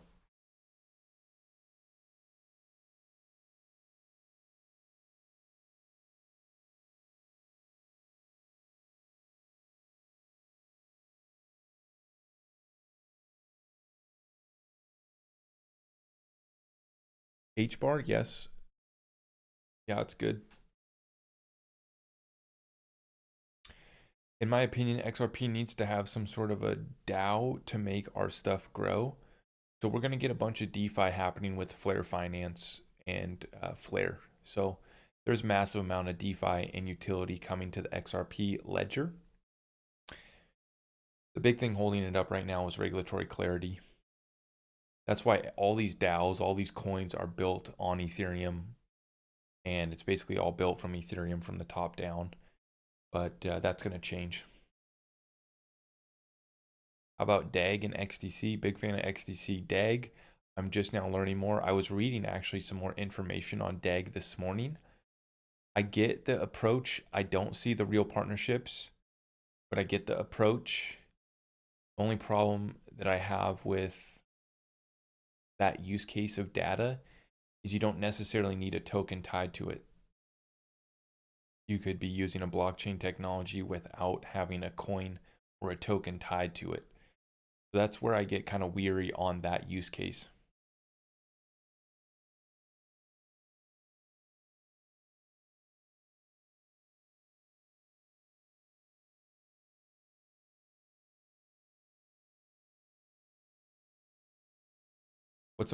What's a minimum to hold an XRP? Give us a ballpark amount, please. 1,800 XRP puts you in the top 10%. So about 2,000 XRP gets you started. Solana keeps on crashing though. That's the problem with Solana. And it's not very decentralized, which isn't really the end of the world, but it's having some issues and some growing pains right now. But yeah, it's interesting.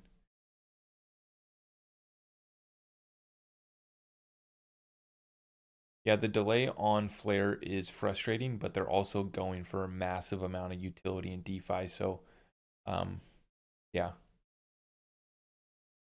they're trying to accomplish pretty big goals. Your one bold prediction for XRP in 2025? Well, I've been saying 5 digits in 5 years, but I was saying that last year. So by 2025, the new financial system will be rolled out, though. So I expect we'll be at a very, very much higher price. How's that bear market, Zach? Well, we've it depends. You can call it what you want. The bear market's coming and it's right around the corner. Okay, we're expecting one more pump, and we've been expecting this. We've been calling this.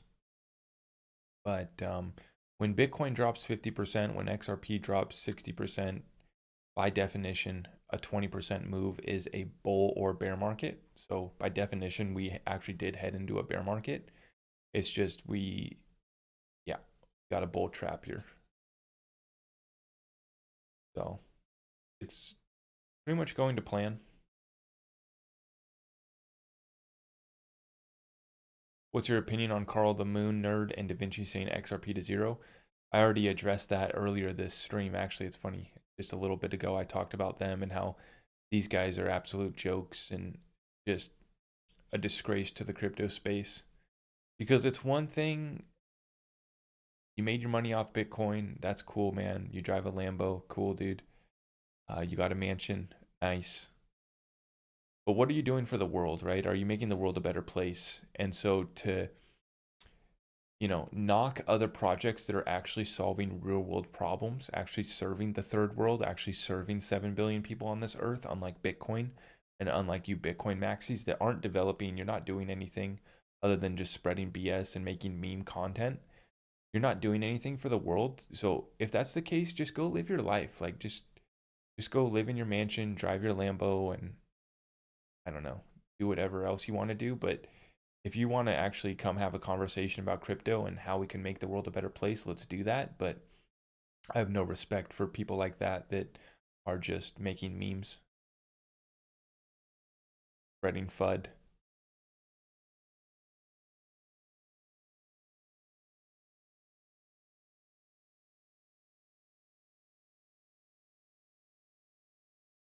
Have you looked into Reggie's?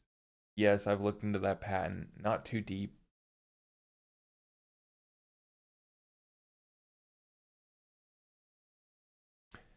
Have you had delays transferring XRP?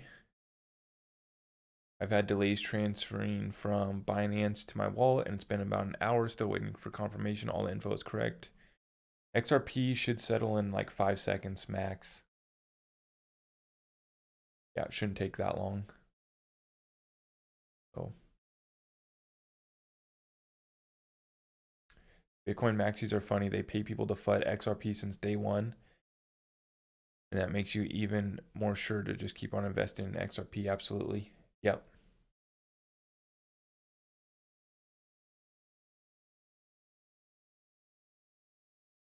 I believe in XRP, but not the government. Big difference. Yeah, I get where you're coming from.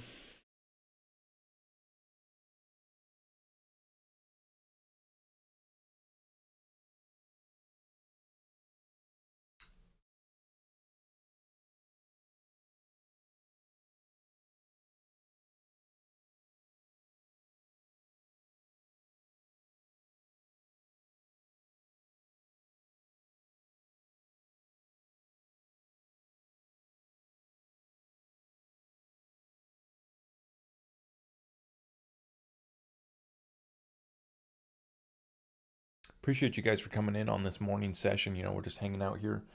Got baby London sleeping like a little princess over here. So we're just hanging out, chilling. Positive vibes with trolls included. So when the trolls come through, we address them, smack them up, and then they leave, go cry, and carry on about their day. Yeah, it's been 1 hour and it's not settling. Yeah, I would check that. Make sure that you sent that transaction properly. Make sure that you had a memo. Yeah, double check that. Binance may be having issues though. It may be something on Binance's end. If Binance hasn't triggered the transaction to the XRP ledger, it might be Binance. I don't trust Binance. Good on you for trying to get your cryptos off of Binance.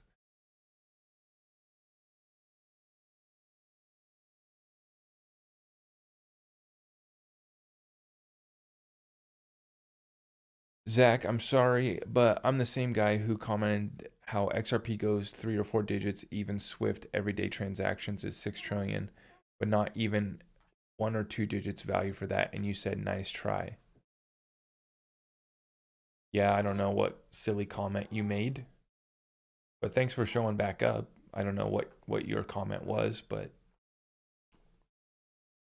if I responded with nice try, LOL, it must have been a silly comment.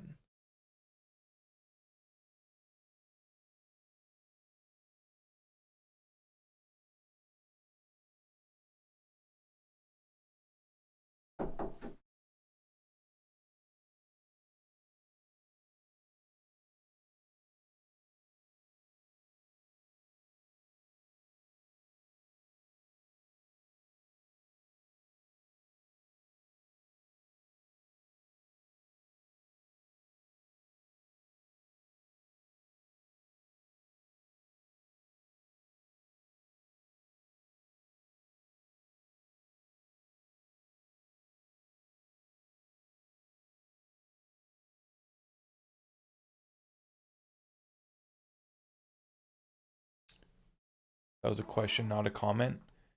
I don't know what the comment was.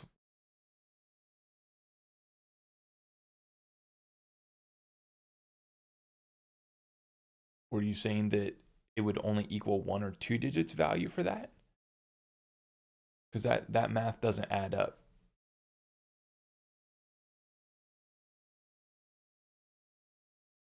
XLM partnered with MoneyGram. Yep. Zach, you're my favorite TikTok person. Thank you.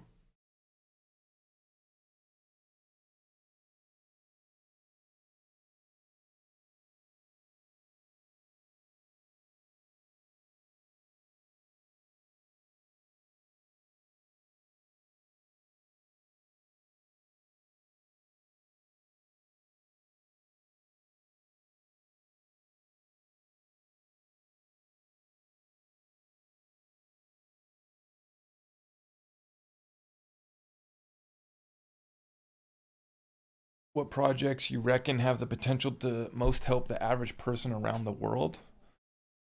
I like the ISO coins because they actually have a chance of being adopted by the banks and financial institutions. So for me, that's where the opportunity's at.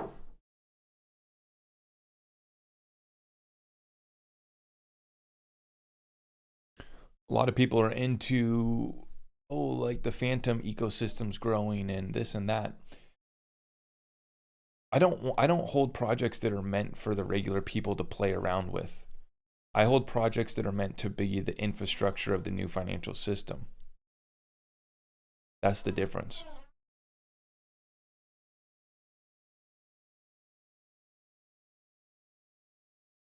Do I think the SEC will go after exchanges that allow cold wallets? Guys, they're coming for it all. Okay, you're not going to hide anything. You need to pay your taxes. You're not going to hide anything. Just get that idea out of your head.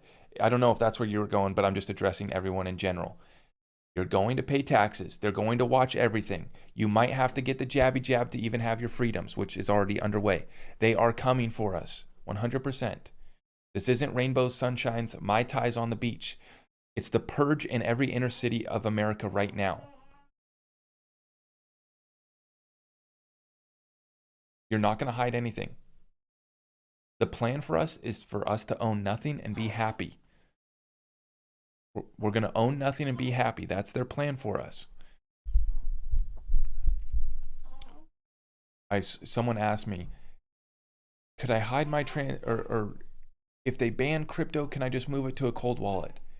Bro, if they ban your coins, there's nowhere for you to exit. You hold something that's worthless. Whether you have it on a cold storage or an exchange, it's banned. No one's going to want it. You won't have exit liquidity. The exchanges will be shut off, which is why I've been warning about holding all of these speculative coins, 90% of the space that did ICOs. We don't know if the SEC is going to come back on them or not. We don't know what kind of regulations we're going to pass, but they're telling us that they're coming for it all. Coinbase can't even give us 4% on their USDC stablecoin. Coinbase was about to get sued by the SEC for that. So if you're playing in this space, you got to take your money and run.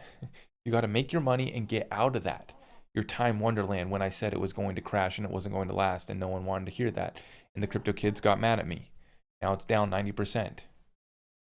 Jade Protocol, down 100%. These projects are going to zero.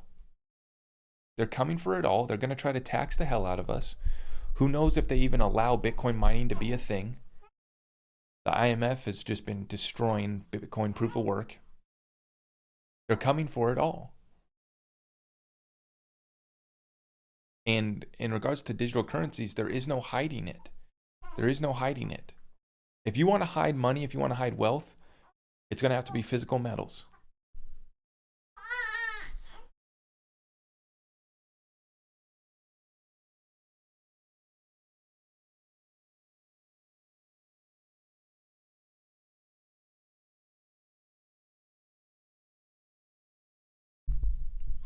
Sorry for getting fired up. I just feel like I need to beat this into people's head because I keep on getting this. You guys think that you're going to live the life of John McAfee.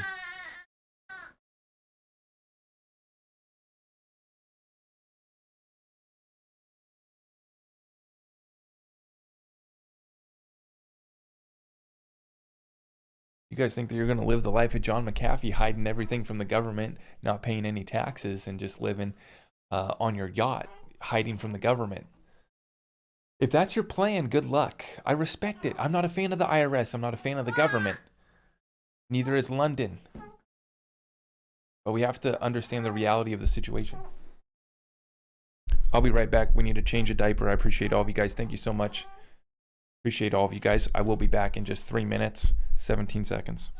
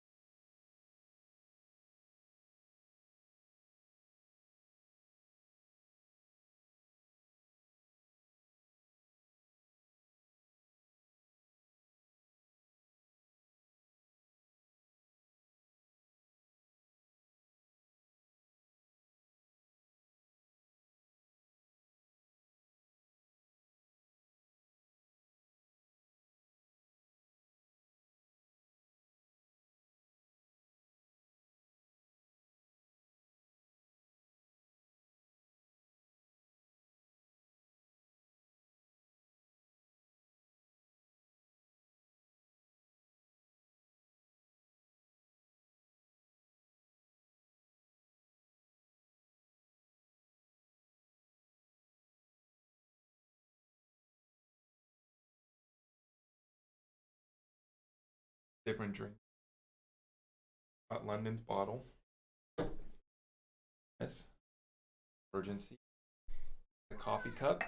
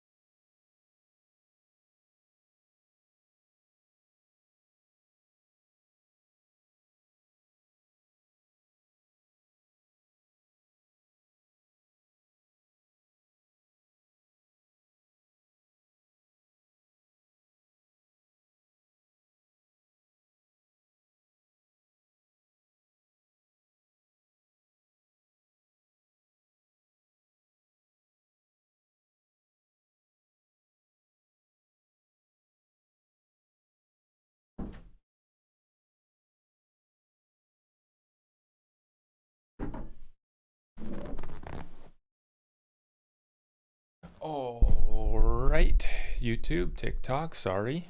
We are back. I do apologize. Had to make one more cup of coffee. We did have Mama well rested, so mission was accomplished. About 2.5 hours on the stream so far. Appreciate you guys for tuning in today. We did accomplish the mission. We kept baby London fed and satisfied while Mama got to sleep. So, let's get into it to finish up this stream, guys. We'll go for a little bit longer here. I got one more cup of coffee. I appreciate all of you guys. Thank you so much. Thank you so much. Thank you for the gifts. Thank you for gifts. Yeah. What's up? What's up? Saturday. UK in the house. We are working on the Digital Pound Foundation. Ripple is. It was Electronium too. Thank you for the gifts. Look at that. The hand hearts. Appreciate that. Thank you. TikTok, YouTube. If you could hit the thumbs up for me on YouTube, that'd be greatly appreciated. Guys, make sure you tap the screen, share the stream, let people know that we are still going at it. Okay, we're still going to hit it hard here for a little bit longer. New YouTube video dropped this morning, crypto strategy for everyone, beginners, seasoned investors. Make sure you check it out. Simple strategy. Everyone needs to basically go through their portfolio, and it's very simple.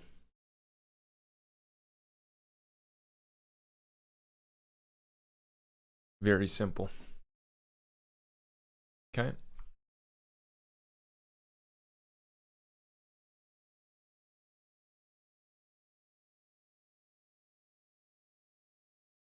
Thoughts on Volt Inu and will SHIB be the global reserve currency? You guys are funny. Hey Bud from Toronto, question, what do you think about Algorand? Big fan of Algorand. Big fan of Algorand.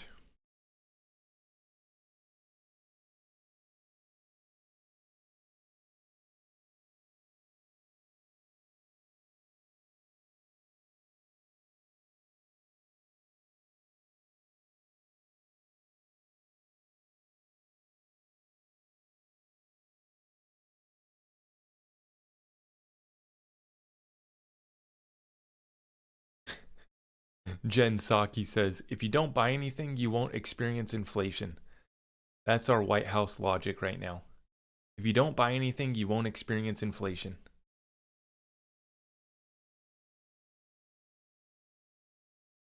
I guess we're going to have to feed ourselves, live off the land too.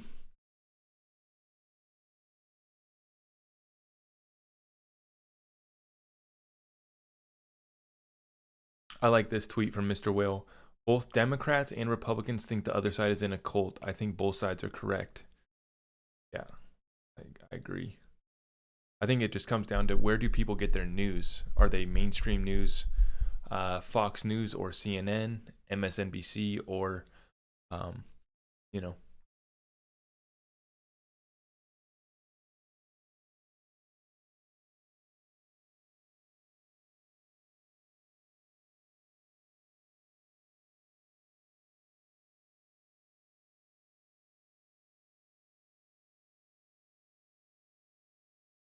Where do I think NFTs are going? So it's the same thing as the metaverse. I'm bullish on the metaverse. I'm bullish on NFTs, but 99% of it is a joke. No, NFTs are going to be huge. They already are. They're growing every day. And it's going to bring a lot of people into the crypto space.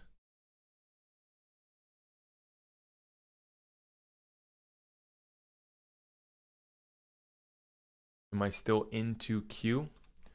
I still understand what's going on. Watch what's going on. Look at this. Saudi Arabia will invest $1 billion in the metaverse. Okay, we gotta check Blockworks though, because Blockworks has been on some clickbait bullshit recently. Excuse my language, but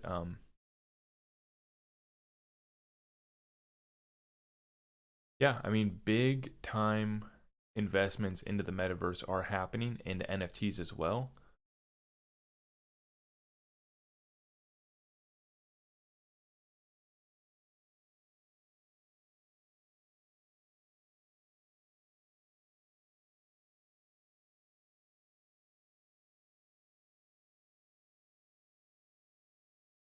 They have us in conflict no matter the topic. So true.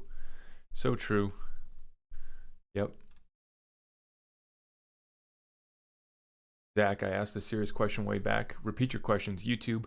Let's go rapid fire Q&A, YouTube. Let me know.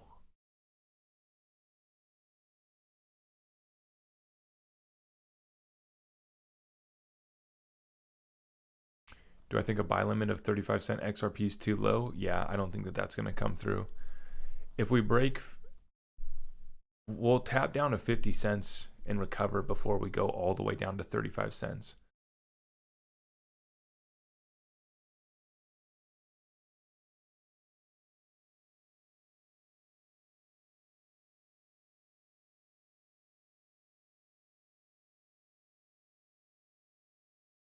Zach, thanks for the hangout. Going to watch your strategy video now. Regards from Norway. Man, I love it. I love hearing you guys from all over the world. Norway. Love it. Thank you. Yeah. Go check out that crypto strategy video that I just dropped this morning. It's a quick 10, 12-minute video, something like that. It'll help you guys out a lot. If you're wondering what to do right now,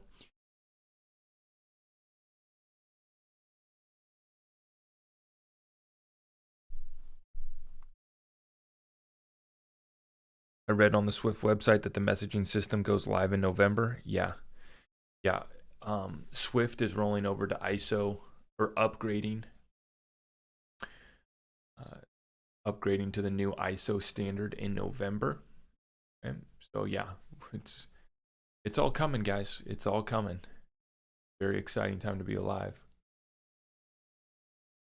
Ooh, we have a new video from Digital Asset Investor. The X Plan. Coming systemic event. Ripple and Interstellar. Yeah, I like that. We're talking about 10 different black swan scenarios, a dozen different systemic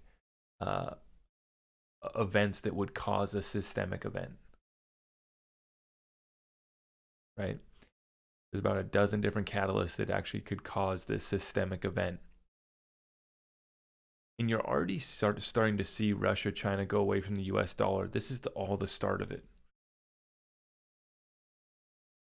I'm going to be doing some deep dive on XDC because it looks like they just created some new things. I think it's called Origin, something that you can start to build your own coins on the XDC ledger. So it looks like we got some utility DeFi coming to XDC as well. So I'm going to be going in on that.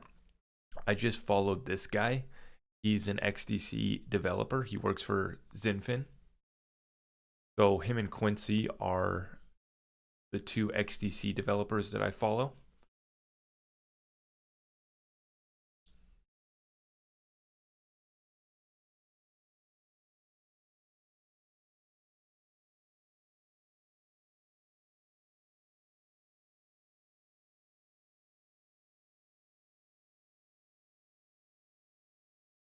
What's better, gold, silver, or crypto? They all have a reason. There's a reason to have a little of each. Gold in particular, though, I feel like you don't really need to worry about gold unless you have a large amount of money. If you have a lot of value that you need to store, gold is there. But for the average person, silver and cryptos would be what I'd be into. Along with bulletproofing your business, you need to build your business, firm it up. Make sure you have an infrastructure in your business that's going to withstand the depression that we're now going into. Is November buy the rumor, sell the news? No.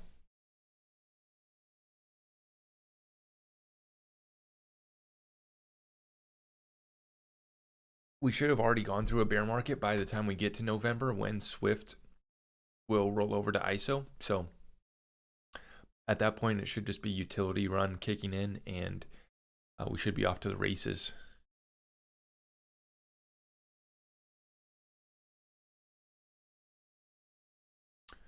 Like crypto.com has an NFT platform now as well. Cool. It's all cool.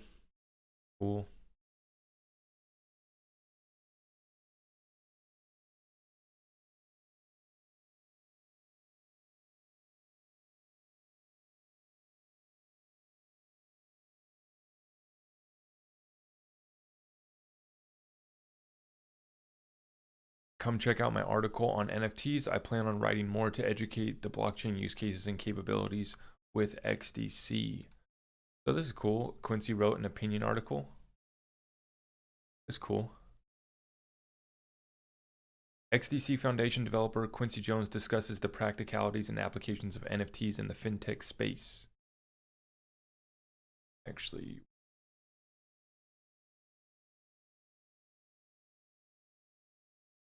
I'm going to do a live reaction video to this. Let me make sure I'm recording.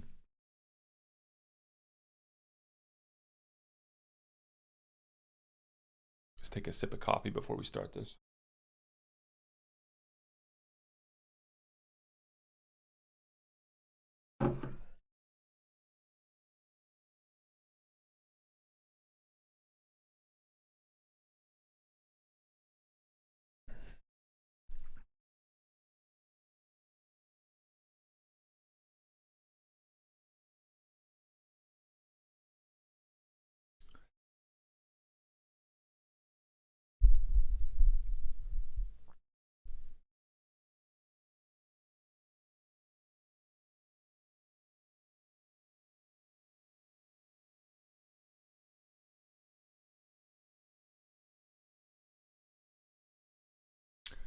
All right, so we have Quincy Jones, our good friend from the ZinFin network, doing an opinion piece here for FinTech Magazine, talking about the real-world use cases for NFTs in finance and trade. I love where Quincy has been going with the NFTs and explaining the real use cases, the real utility for NFTs, much more than just pixelated pictures of apes, penguins, and whatnot. So let's get into it. It says, everywhere you look, from the art world to major businesses and even high-profile celebrity merchandise, NFT technology is poised to change the nature of digital ownership forever. However, behind the fanfare of owning digital items is a much bigger and more important picture. NFTs are on the verge of completely revolutionizing trade finance and global commerce. Now, we know that that's what they're trying to do over at ZinFin and XDC, target that trade finance market that's valued at $19 trillion.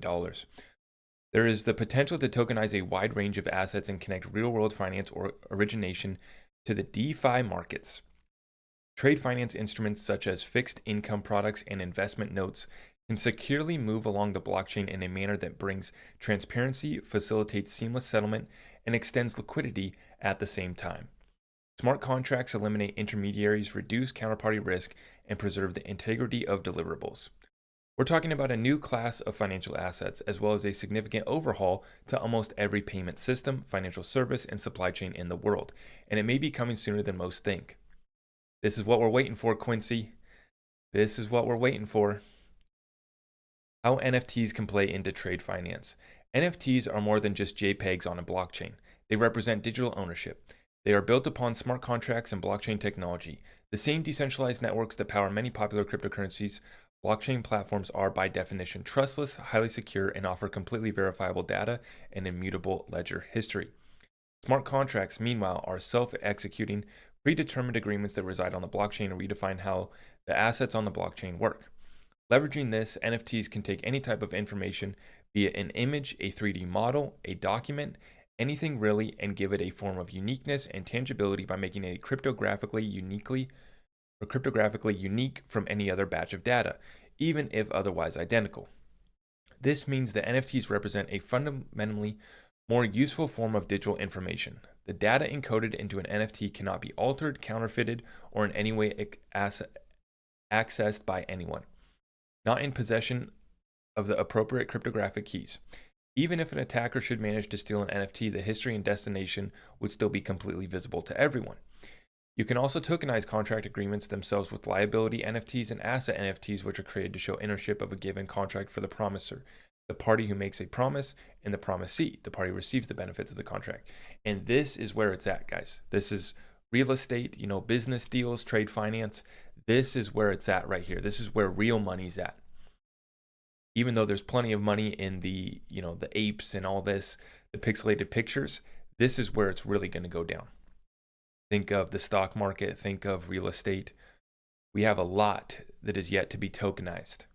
And it only makes sense for these markets to be tokenized. It'll bring efficiency to them, more security, right? Let's continue on. For business and trade finance, this opens up a whole new world of possibilities for handling sensitive data. More importantly, it provides a mechanism for creating compelling new products, IDs, payment rails, supply chain dynamics, and much more. Take, for example, using NFTs to create blockchain receipt that can track a product all the way from raw material acquisition to landing on a retail shelf. Every step of the process, every hand on the goods, every purchase or sale along the way would all be recorded immutably, better still with a minimum of human intervention. Trade finance also faces complex regulatory and supply chain procedures involving multiple moving parts and requires a great deal of trust. It is also a sector that remains highly susceptible to document fraud. NFTs can remove those barriers, eliminate fraud, and reduce reliance on a middleman by tokenizing assets and documents into a single immutable digital token. This not only stands to minimize the rate of illicit activity in trade finance, but it also means that companies stand to save money on overhead, wages, and human error. This is real use case. This is solving real problems for companies, enterprises, banks, and financial institutions, right? That they have $1 million, billion-dollar problems, right? So when I say, when you're looking at your bag to consider what problem is that crypto solving and how big is that problem, when we look and we talk about these examples, we're talking about billion-dollar problems, trillion-dollar problems for the largest enterprises, banks, and financial institutions. Continuing on, NFTs can do even more. Redefining and streamlining how businesses operate is a significant first step, but there is a lot more that NFTs and smart contract platforms can offer to the trade finance industry. NFTs, for example, could allow startups to create digital representation of commodities and explore new models of raising capital through a frictionless system. Furthermore, the structure and transparency of blockchains makes it relatively easy for any entity to stay inside a regulatory framework once those frameworks are fully locked down. In fact, everything from debt management processes to the provenance of goods can be streamlined and verified using NFTs. The best part is it's already possible and happening. Blockchains like the XDC network are currently being tested for use as trade finance systems. In September, leveraging the XDC network, TradeTech, a trade finance distribution firm, executed one of the world's first complete end-to-end on-chain tokenized invoice finance transactions. The beginning of a new paradigm. While the basic technology and underlying principles already exist, there's still a lot of work to be done to set up more complex rails for moving these assets and building new protocols to ensure their continued veracity at every step in the system. Integration into existing financial firms, regulatory structures, and an overall greater education across multiple industries are similarly crucial if this shift is to become global. Many local governments and national politicians are already researching the potential, so there is already some momentum. Anything less, and the rollouts of these new products could be clumsier than they need to be. In any event, the possibilities they offer will more than likely be much more broadly understood at some point in the future, and a true renaissance in trade finance could occur. The only thing holding this back is for more players to recognize what is happening and seize the opportunity while it is still early. Great article. I got to give a huge shout out to Quincy Jones. If you guys aren't following him on Twitter and on YouTube, I believe it's YouTube's Coin Club Crypto. He's also on TikTok as well. If you haven't already watched the interview that I did with Quincy Jones a few months ago, definitely want to go check that one out. That was a great conversation. We talked about XDC, XRP, and the crypto space as a whole. I think that he offers a unique insight into crypto and how it's actually going to be adopted by enterprises, banks, and financial institutions. Instead of focusing on the hype, Quincy gets down into explaining how this technology actually works, why enterprises will need this type of solution. And we talked specifically about how XDC is poised to get adoption because of the hybrid blockchain that XDC is. It has that private public layer, just similar to what Ripple's doing with the central banks. They're creating that private layer, right? This is only going to increase the odds that we will see adoption by the banks, financial institutions. And when we have a trade finance market at $19 trillion, XDC and XinFin is definitely targeting a good chunk